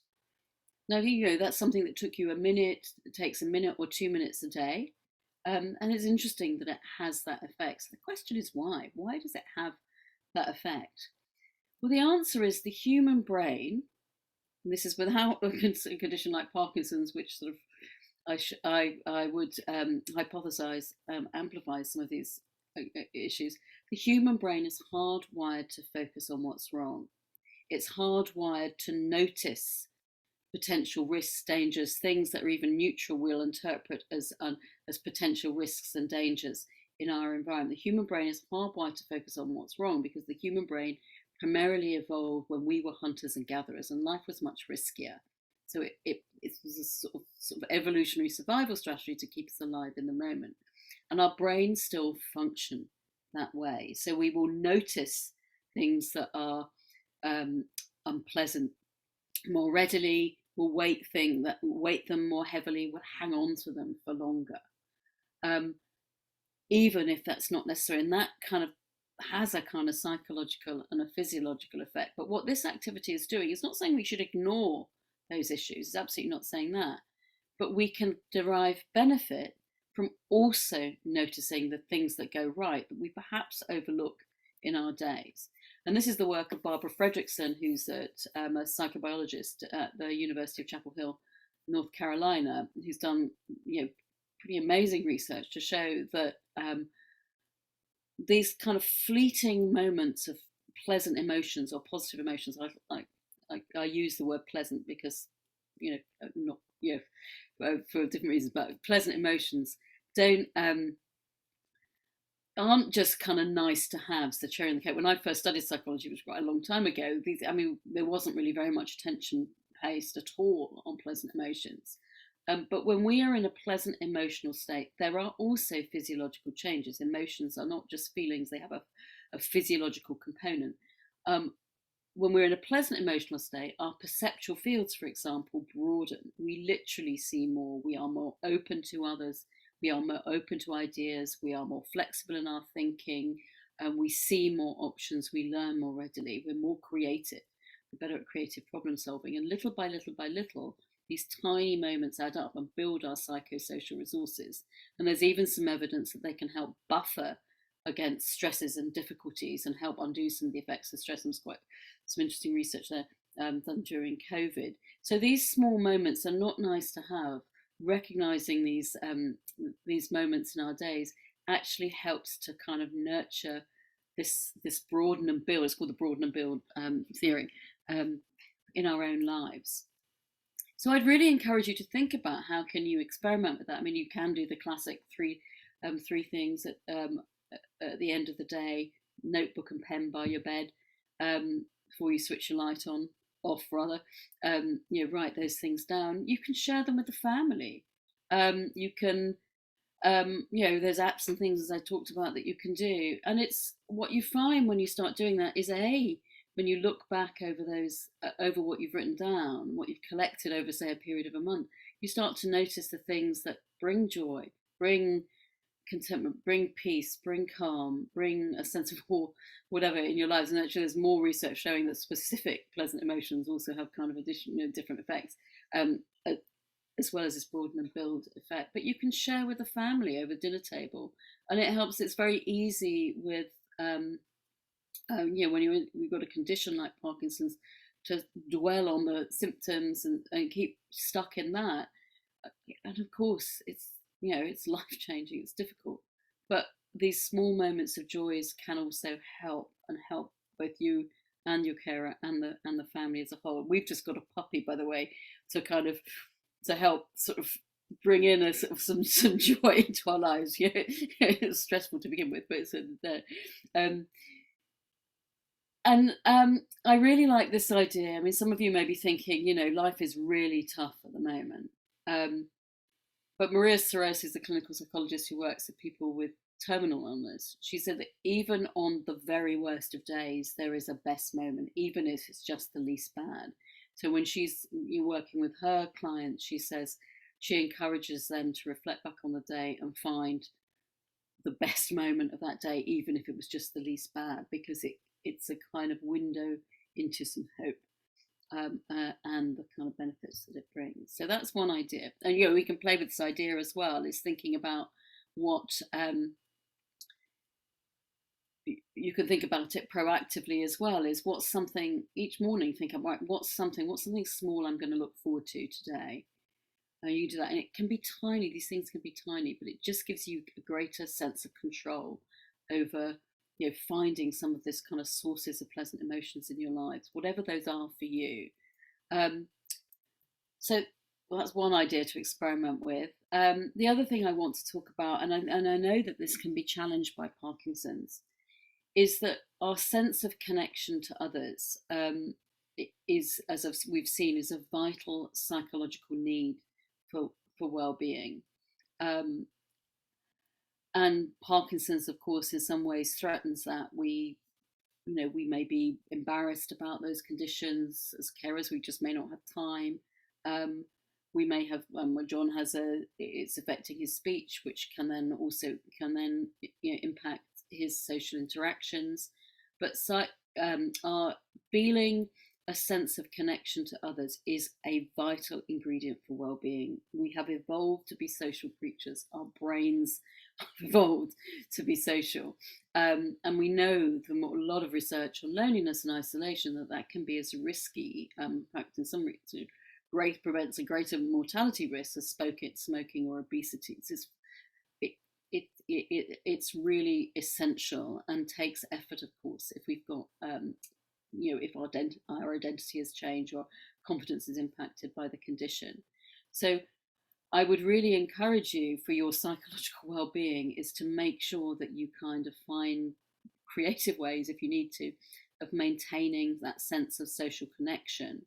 And this is about both caring for others and being cared for. So it's a two-way relationship. Whether even if you have the condition, there are things that you can do that contribute to others' well-being. So, I mean, we've talked about that psychological need, about why we need it. So here are some ideas from the science, and these are just ideas to play with. There's a ton more that you can find out on the Actual Happiness website and stuff. So there's some simple ideas that come from positive psychology. This was research that was done with married couples, but it actually works in other contexts as well. In that, what do we think predicts the highest quality relationships, where people in both parties of those relationships think about, think about their relationship, rate that relationship on a whole different factors. is it the way that their partner responds when something's going wrong for them, or is it the way that their partner responds when something's going right for them? Intuitively, many of us will say, well, actually, you need to be there for your loved one when they're having tough times, and of course you do. But the thing that differentiated the highest quality relationships in those studies, this is Shelley Gable's research, is that the way we responded, their partner responded when something good happened for them. And there is a different pattern of responses, which a little more time I go into.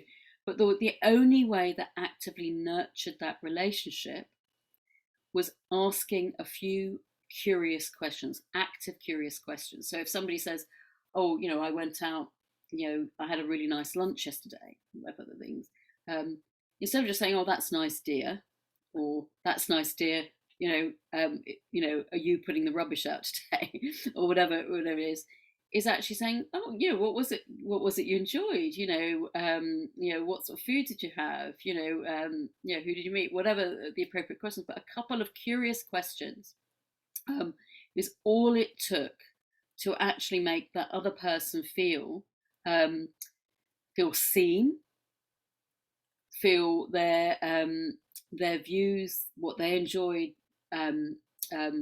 considered, valued, and feel cared for. And what happens in that interaction when you're sharing a positive or pleasant emotional moment with someone else is you're helping them relive it, that broaden and build effect.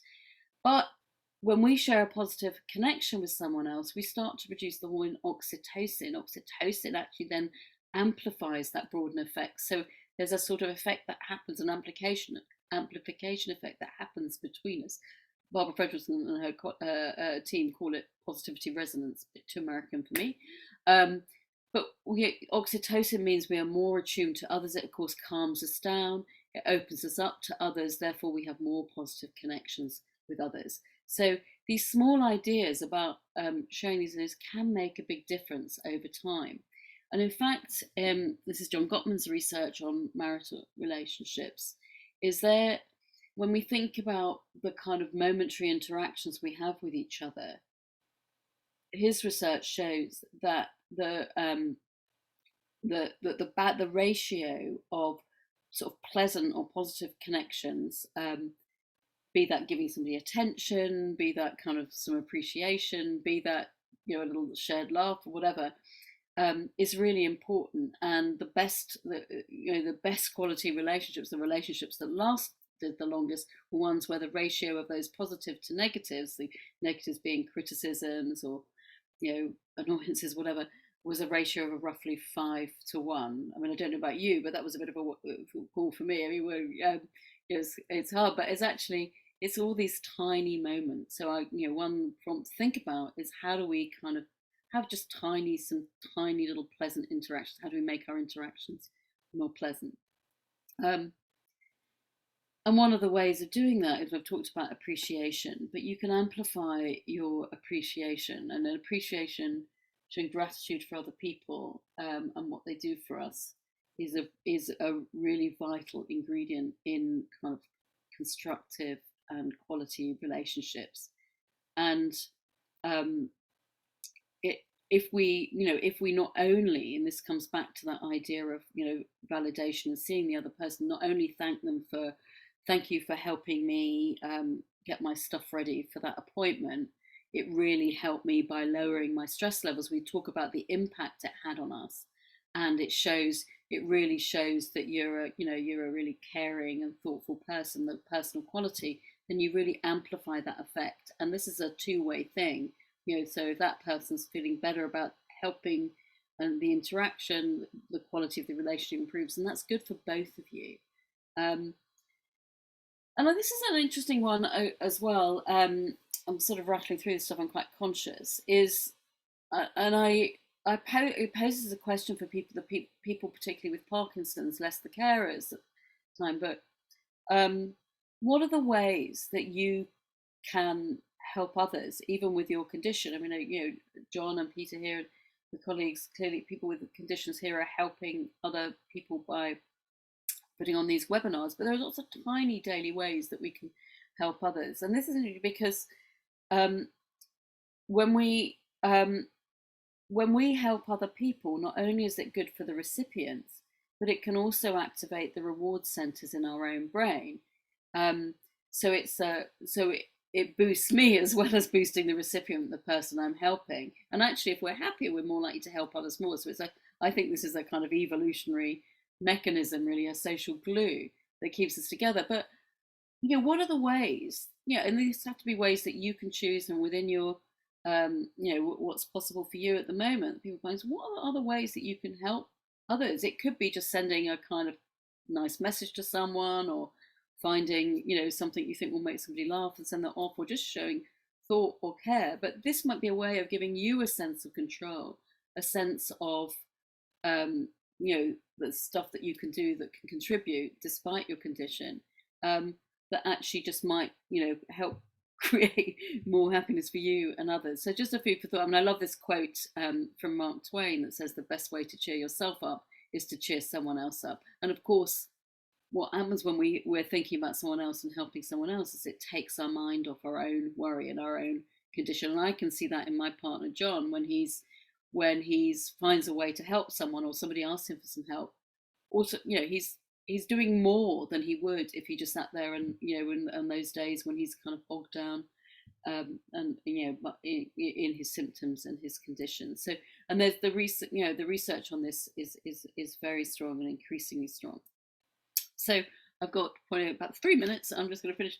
The other thing I want to talk about, and this is a kind of using ideas from things like cognitive behavioral therapy, or the ones that preceded that, and thinking about the way our habits and practices of mind can actually create stress ourselves, and using some of these ideas sort of slightly more proactively. So here's a question.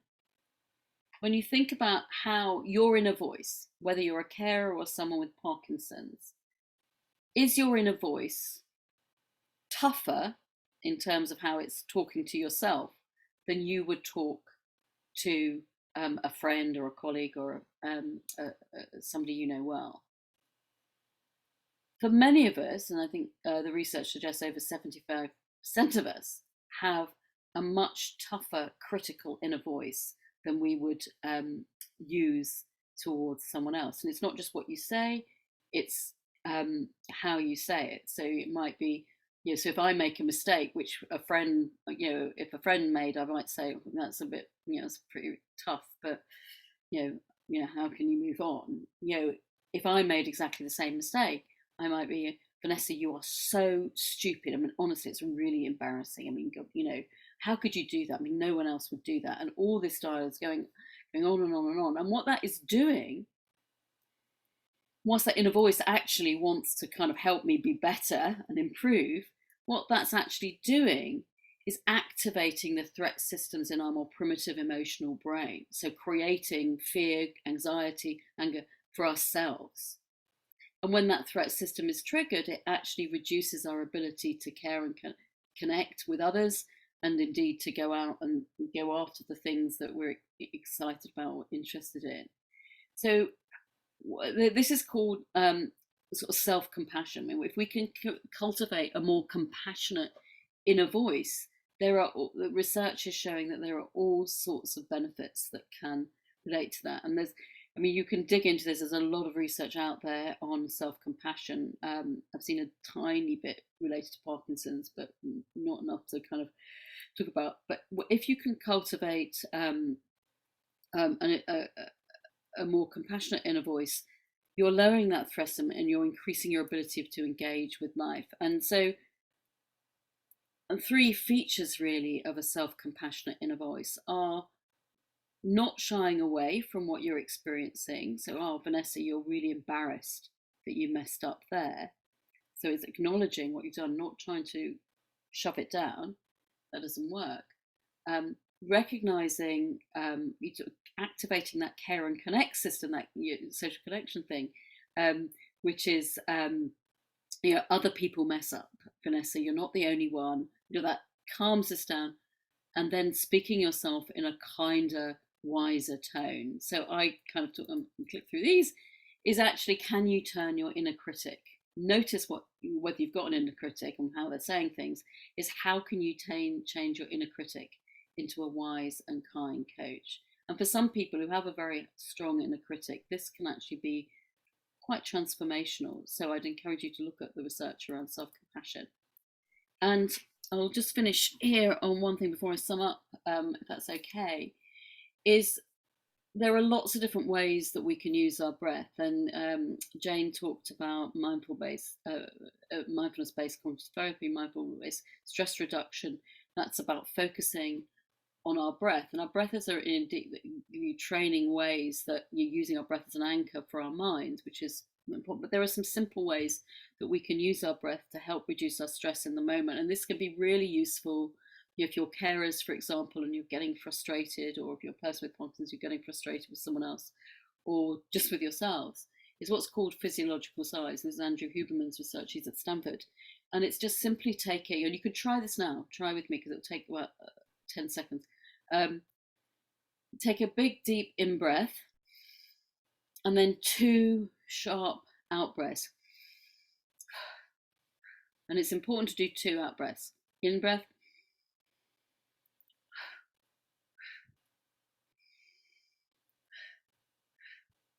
That, just doing that 2 or 3 times can lower our stress response in the moment and be a practical tool that can help us engage with others in a more compassionate, in a kinder, or indeed engage with ourselves in a way. And it's a really simple tool that you can practice, but there's lots of them.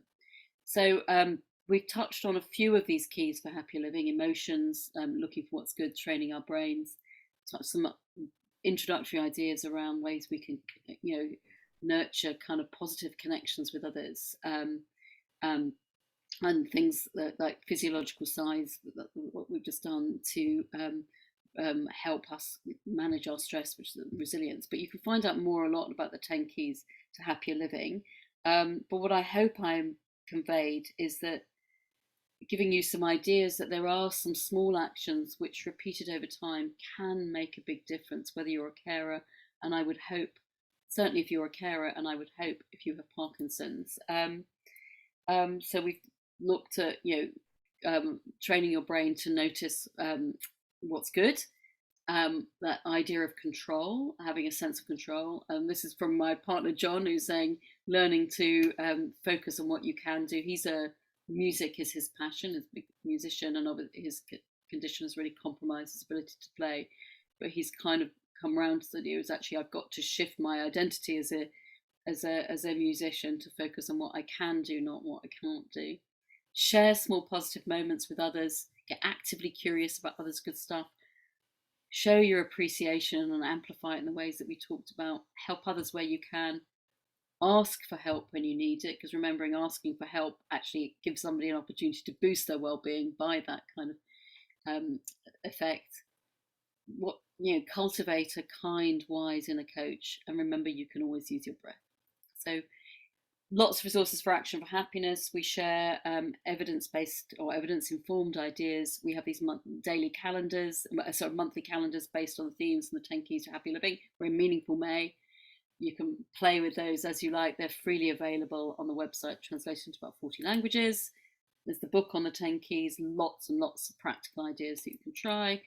We've got a 10 days of happiness online program. It's free, and there's an app with those there, with a really supportive community on there and a positive, constructive community that you may find useful. So that's our address. That's that from me. So sorry I've run over just slightly. Hope that's all right. Thank you. Thank you very much, Vanessa. I thought that was a really wonderful talk, giving us lots of practical ideas to increase our happiness. I think if it's all right with Vanessa and Peter and Katie, I'm going to suggest we go to the panel Q&A now. Is that all right? There was just one thing, John, sorry. Okay. Liz messaged me and said that there's a lady on the call called Ginny Dello. She works for Parkinson's UK, and she just wanted to quickly talk a little bit about some of the support that Parkinson's UK can offer, if that's okay. That's lovely, yes. That's good. Hello, Ginny. I can't see you. Hi. Okay. Hello there. Sorry, I was scrambling upstairs to get my charger for the laptop because I was like, oh, it'd be awful if it went off in the middle. No, really, just to say, I work with the East team of Parkinson's UK. I manage that area, and just to really highlight that a lot of what you've heard today might raise some questions. And one of the key things that we do in the Information Support Service at Parkinson's UK is to provide emotional support. So that is not a psychological therapy, but if you want to talk something through, then obviously the advisors are able to help you with that, as well as all the kind of daily living stuff, benefits and all that sort of stuff we do. But I just thought it was kind of an ideal opportunity just to remind you that we are here to support you. And whilst I'm in the East team, I have colleagues all over the country who can do the same. So it's just a matter of going through our helpline and asking to be connected to somebody. I think that's about it, really. Thank you very much. It's very kind. Pleasure. Yes, thank you very much indeed. Katie, shall we go on to some comments and questions? I think so, yes. Maybe I could just start things off by a general one for everybody on the panel to use. First of all, thank you all very much indeed for your presentation. And I'm going to take Vanessa's lead and say it helped me by understanding what was going on in the positive psychology view. It helped me understand a little bit more about the music for therapy. And I'm really grateful to everybody for their help. It shows you're all very kind, caring people. Is that okay, Vanessa? Yeah. Yeah. Good. Yeah, great. Well, No, really. I mean, actually, and I had a bit more time. I would have drawn links because clearly, I mean, a lot of what Becky was talking about and the different kind of benefits that we can get from music and stuff really connect with these ideas. And I think it's the importance of having kind of meaningful interest to us. That we can still pursue or find ways to pursue or even cultivate new ones if we can't pursue the ones that we did is really important for our well-being. If you've got Parkinson's, and having something that you do outside of caring for your person with your partner or loved one with Parkinson's as a carer is really, really important for your sense of control, your sense of meaning in life, and just those positive emotions. Yeah. Katie, have you got anything you'd like to ask at this stage? No, not at the moment. No, we haven't got anything in the chat just yet. So if anyone's got any questions. Lots of thanks to everybody, which is very good. I'm aware, Vanessa, you cantered through that vast amount of information at a great rate, and thank you for doing that.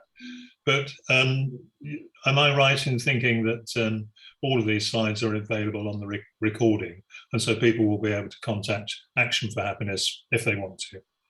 Yeah. If you just go on Google Action for Happiness, you'll find it. There's a really extensive website I've written, and there's references as well about each of the 10 keys. There's loads of activities to try, and the book is available with lots of different practical stuff. It's a very easy to navigate book, and there's a kids version as well. So I think we'll all be reading the children's version. It'd be great. About my limit at the moment. We had a general comment about dealing with compulsive anxiety and generalized anxiety. Has anybody got any comments about that? Who wants to have a go first? Jane, you want to? Yeah, I think anxiety is a really difficult problem when people are experiencing it. It can be overwhelming, and it can be very difficult to see your way out of it and through it.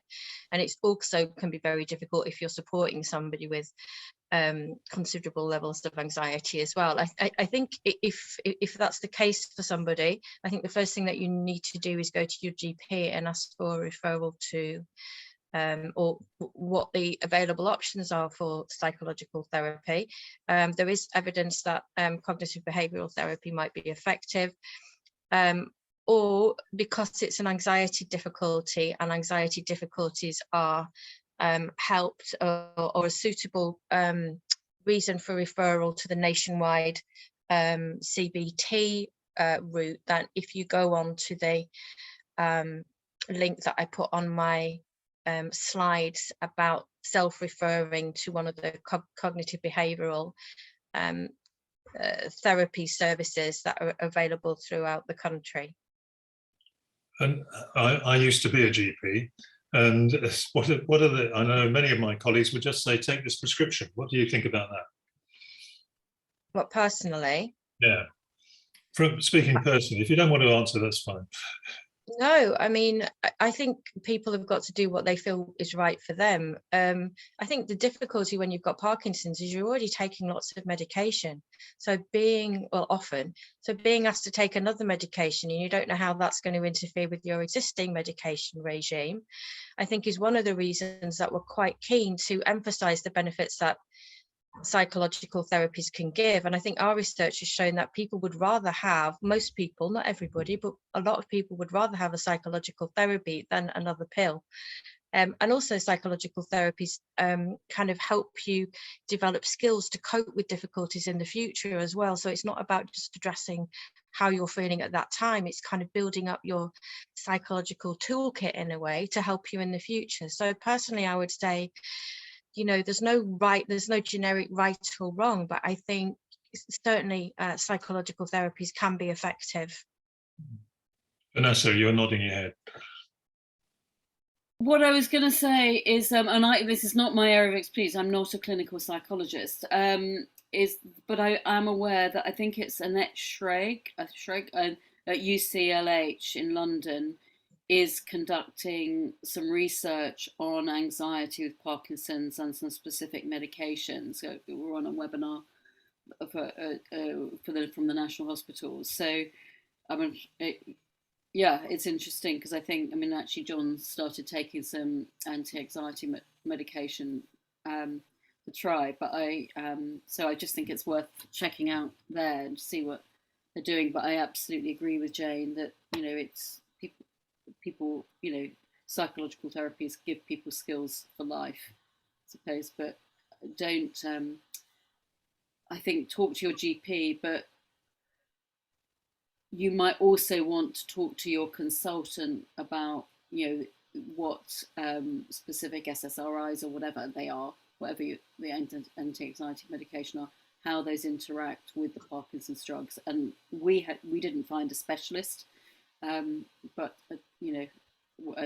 I don't know whether there are psychiatrists that deal specifically with people with Parkinson's and the complex cocktail of drugs that they take. But it'd be interesting if somebody knows of a psychiatrist that's dealing with that. It'd be good to know. Thank you for that. Becky, what about music and anxiety? Yeah, I think music and especially music therapy, I think there's good evidence that music therapy can reduce anxiety for people living with dementia, certainly. I'm not sure about the evidence for Parkinson's. I was just going to say really that it can be difficult. I don't think this is what you were saying about the way provision differs across the country. It's not impossible to access music therapy on the NHS, but it is sort of unlikely that you get referred to music therapy just by going to your GP if it was something that you wanted to access, but that you can find music therapists in private practice by going on the British Association for Music Therapy website. There's a tool for finding a therapist on there if it's something that people are interested in. But I think just generally, without it being a therapy, a lot of us use music naturally to kind of regulate our mood and to reduce anxiety, and that kind of finding music to listen to that kind of works for you in that respect, which I think will be different for everyone, might be something that you could try on your own. That's really helpful. Thank you. Thank you. We've had a hand up for a little while. So unfortunately, your name's on here as iPad 16. You have a hand up if you'd like to unmute yourself and ask the question. Oh, hang on. There you go. Can you hear me? We can now, yes. Hello, it's Michael Blacksad here. I'm very keen on getting care homes in particular to use media more frequently and to make it easier to use, make them easier to use. And I was wondering, I was trying to ask a question, but unfortunately my Parkinson's meant that I hit the wrong key and it was truncated. When by delivery, I meant delivery not only in person, but also possibly over media. Or is there any indication, Becky, whether sound on its own or sound with pictures or facilitated sound or participating sound are better than others means of delivery? Does that question make any sense? Is it about do you mean, when you say sound, do you mean music or Yeah, I'm talking about music in particular. Yeah. I'm talking. The project is, the campaign is to get care homes to use media in particular, because television sets are badly set up. They don't contain the right content and they're not used. So there's an awful waste of technology. The Wi-Fi tends to be inadequate, and the carers don't really like using media anyhow. But my belief, profound belief, and I've been a television and media producer all my life, is that a lot more could be done with it if there was the right context. Yeah, but music's particularly interesting. Yeah, I think from my personal experience of working in care homes and what I've read about trying to get them to use music is that it's kind of important to ask staff, and it's really difficult because staff are very, very stretched for time, and we're just asking them to do something extra, but to encourage them to use music in a kind of deliberate way, rather than just kind of putting the radio on in the background or having the same CD playing, you know, day after day on loop, to kind of choose music which is what people want to listen to, and to also perhaps just you know, facilitate people to engage with it rather than having it as a kind of background effect. I think you're right. I think there's an awful lot of kind of well-meaning uses of music, and also putting the television on and having people listening, watching that, except not really watching it for long periods of time, but that it could be quite easy to make that more deliberate and therefore more helpful. Does that answer your question a bit? Yes, it does. What we're trying to set up is a walled garden of special media for people. In my case, it's not for me, it's for my wife, who has advanced Parkinson's, so advanced dementia, Alzheimer's. And she benefited when I was in the care home by my being able to play her stuff. But when it went, she went. And it's a passionate campaign to try and get it delivered from within a walled garden with much easier access than is possible on remote controls or today's television. Yeah, that's really helpful. Thank you very, very much for that. We have a hand up. Julia Melton's got a hand up. I don't know where you are, Julia. I can't see you. Hi. I just want to say I've had the cognitive behaviour therapy, and it's I know it doesn't cure anxiety, but it's made me understand it. I don't fight it. I used to fight it the whole time. It's taught me, it's given me strategies, you know, to cope with it. So I'm all for it. Just wanted to let you know. Thank you very much, Julia. It's kind. Certainly, I mean, I think this business about control and loss of control is a common feature, isn't it, amongst people with Parkinson's and many other conditions. So maybe anxiety is something about that. How do we regain control over situations? And importantly, how do carers regain control over that situation? Vanessa, I don't know if you've had experience of this with a partner with Parkinson's, but so yeah, I was looking at Monica and Geraldine's comments in the chat, which are saying, as you know, as a carer, it's difficult to get the balance between helping and being positive, and trying to be more positive, but sometimes feeling you're being unsympathetic and just get on with it, and frustrated that they're not helping themselves. And I certainly recognise that. So I think I think coming back to the system of control, we can't make anyone be happy, or do things that they don't want to. We can try, we can encourage, we can create the conditions, we can be what's in the literature called autonomy supportive. You know, how do we give people choices about what they do, not assume, and give people the benefit of doubt. And one of the kindest ways that we can, so one of the ways we can be kind that can be quite effective is just to remind ourselves, this is not the person being difficult, this is their condition. You know, it's they're trying their best, and that can just moderate how our reactions, and then mean the interaction is slightly kind of softer or kinder, which then creates a positive, a sort of more positive, constructive spiral than getting really frustrated with the other person. But then I would also say, you know, really dig into self-compassion. There's programs you can do on self-compassion. There's online stuff. Kristen Neff, if you look at her videos, Paul Gilbert, who's a British clinical psychologist, is very focused on self-compassion. But it's really crucial, and I think it's really crucial for many people who are caring for others and for others. So if you're finding yourself getting frustrated and then frustrated with yourself in turn, that might be something to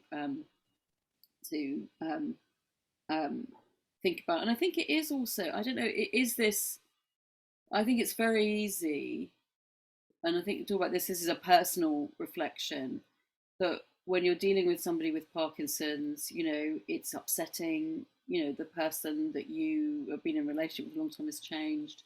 You want to help them, but there's a limit to what you can do, and they've got to do it. It's a two-way thing, you know, it's a two-way thing, both ways. So you have to be a bit more compassionate and kind for yourself, and recognize that you can only do so much as a human being, which is not easy. But I think it is that, you know, to the extent that the person with Parkinson can also think about, how do I support and help my carer, even if it's tiny ways. Then there was a lovely comment further down that said, you know, the person with Parkinson saying, sometimes I need help and sometimes I don't. We just agree at the beginning of the day how we're going to work together today, which is a perfect way of really working together, just boosting that sense of connection. So thank you for that. Jane, you very kindly put in the chat a whole list of references. You got anything to add about the loss of control issue? Well, I would just picking up on the issue about self-compassion. So yeah, so we've recently done, I think, the first study in self-compassion in people with Parkinson's disease.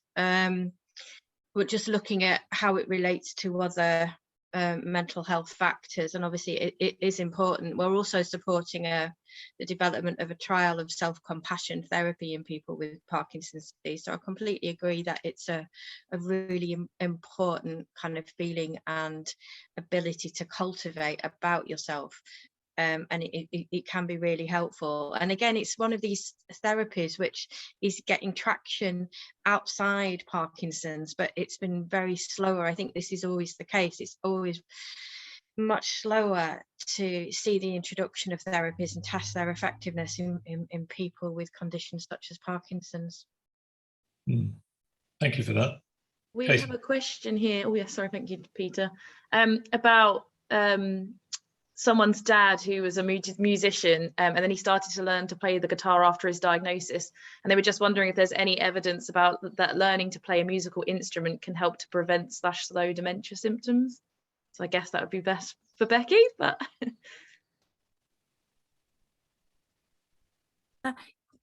yeah, off the top of my head, I think there is some evidence that it can be helpful. And I mean, I think in general, it sort of challenges sometimes people have expectations that, you know, once you have a diagnosis of dementia, you can't learn any new skills, and it really kind of, it really challenges that, because obviously people can still learn new skills, and I think that can be really supportive for self-esteem, and, you know, just feeling like you're kind of feeling empowered to try new things.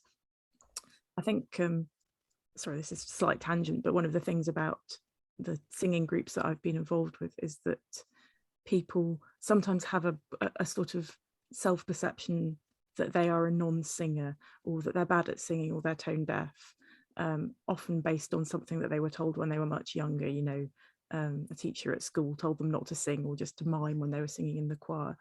and having that experience of being being in a singing group which is non-judgmental, and you don't have to be able to describe yourself as a singer, can be really helpful for people, because they realize that actually there was nothing wrong with their singing the whole time. So I think that's a really interesting area, and I'm pretty sure there's evidence that learning an instrument can help, certainly, many areas. Thanks for that. Thanks, Becky. I have another question here. How would you rate current mental health services for Parkinson's compared to equivalent services for other neuro conditions you mentioned, and what lessons can be learned? I think this is directed at you, Jane. Yeah, that's difficult because there's been no direct comparison, so I can't point to a studies showing what's different. I mean, when I attended a Neurological Alliance meeting a few months ago, I think the general impression from people who were there talking about a number of different neurological conditions, that it wasn't great throughout. I mean, what we can definitely say is that the provision for people with any neurological condition is worse than people who don't have a neurological condition. That's pretty straightforward. But in terms of comparing the different neurological conditions, that's more tricky. There has been more research done on people with multiple sclerosis in terms of psychological therapies and psychological well-being more generally than any other neurodegenerative condition. Also, dementia has its own specific pathway in the NHS, whereas if you've got Parkinson's, you don't have a specific pathway. And so in terms of support for people with dementia, that tends to be more coordinated. I'm not saying it's perfect, but it tends to be more coordinated, and there is a specific pathway there through the memory assessment clinics and stuff. But for people living with Parkinson's motor neuron disease, that doesn't exist. And I think I just saw somewhere somebody mentioning about how difficult it is to access care, especially through the neurology route. Mental health care, because your conversations with the neurologists are very, very short, and it's very difficult to talk about everything that needs to be covered within a short period. So yeah, I'm not saying much helpful here, apart from the fact that it is extremely difficult. Thanks, Jane. I think we've got the message. Certainly people with Parkinson's or their carers will know that. Nigel, you've got your hand raised. Thank you. What's your question? Thank you. Yeah, I'm suffering with Parkinson's and got bad memory, so I've been assessed for Alzheimer's, etc. But I mean, what I want to just thanks and just to like to say about the music, and I'm learning to play the guitar. No, the guitar. A piano organ, and I have a lesson every Monday, most Mondays, and I'm doing it for 3 years, and it really helps. I mean, obviously we were shaking on the keyboard. Yeah, it's a bit. Well, if you get the right rhythm, it's not so bad. But that's taking the funny side. But yeah, I really endorse it. You can learn a musical instrument, and it's well worth doing. And thanks, Becky, for all your comments on music. It's well interesting. Thank you. Thank you. That's great to hear that you're learning this. It helps. I think somebody mentioned in the chat the ukulele, and the ukulele is a great instrument to learn if you just want to pick up an instrument. I play the ukulele and I love it, but it's cheap to buy a ukulele, and it's easy to learn a few chords, and there are lots of groups that meet in the community. I think U3A often has ukulele groups if there's one in your area, so ukulele is a top idea. Sounds good. A mate of mine plays ukulele and thoroughly enjoys his group and goes regularly, so there you go. It's not as easy as the cello, is it, Becky? No, of course not. Becky and I are fellow cellists. Any comments? I noticed that there were several comments about the positive effects of having a pet. And I don't know whether any of you have got pets. Vanessa, you've just got a pet. Is it as easy as it sounds? Maybe gerbils would be easier. I mean, there's quite a lot of research, and Jane would probably be aware of this as, more so than I, but there's definitely research around the benefits of having a pet. Lots of reasons it does provide a sense of connection, depends on the pet, obviously, and depends on what sort of pet you're into. And also something to care for, something to take care of, something to look after, which, again, takes us out of our mind, out of our own condition and worries, and focusing on something else.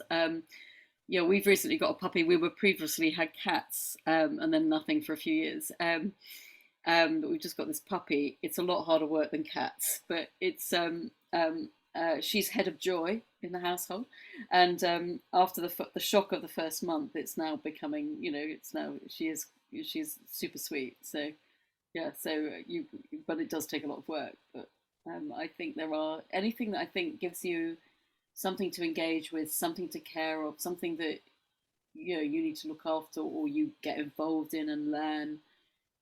It's all really positive, and it's all something that provides meaning, provides engagement, it builds your competence, which is a psychological need, gives you a sense of control.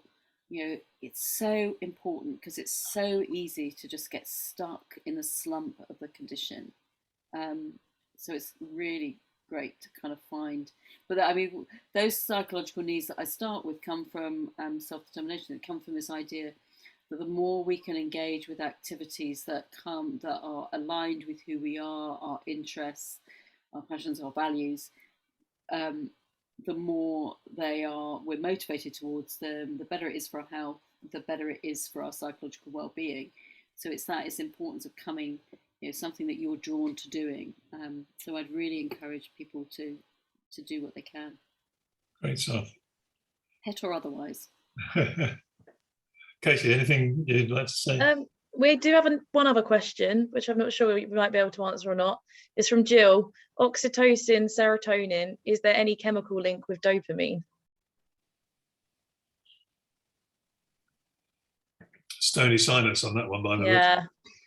I think, yeah, I mean, there are studies which have looked at the differential effects of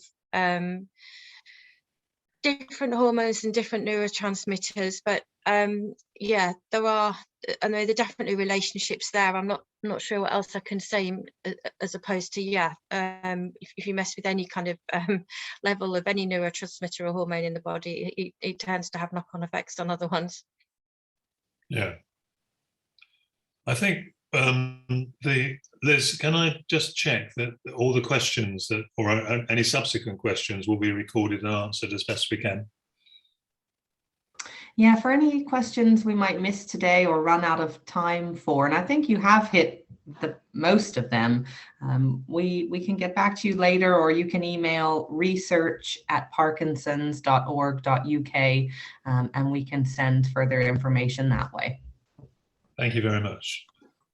John, I think over to you. That's okay with you, Katie?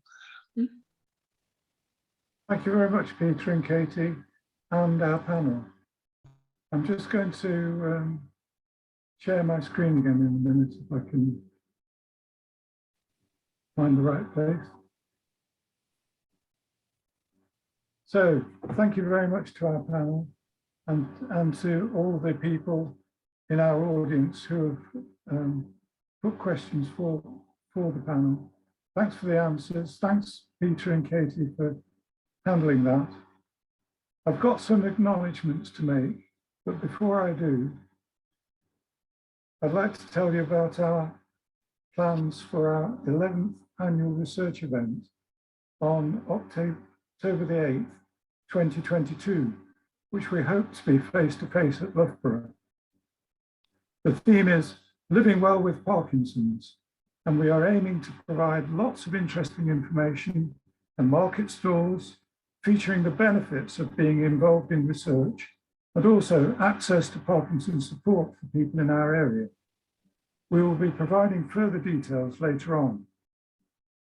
Please fill in the event feedback survey, which will include an option to provide your name and email address should you wish to hear from Penreath in future. The feedback survey will be sent to you all by email just after the event.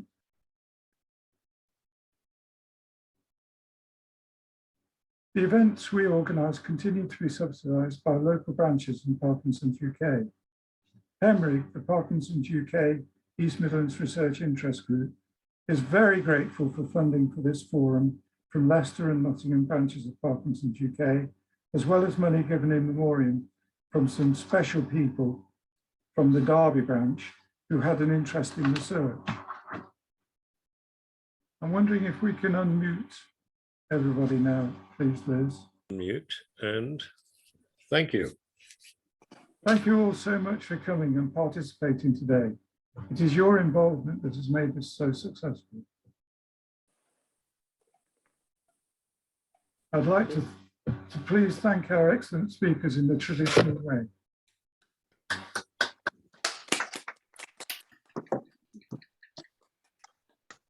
And I noticed in the chat, we had some wonderful comments about the speakers and the meeting generally. There's a hand up, I didn't want that. And I really am delighted with what's been happening. So I hope everybody else has enjoyed it as much as I have. And I've certainly learned a great deal, which has been very, very interesting for me as an individual with Parkinson's myself. So I'm now proposing to close the meeting.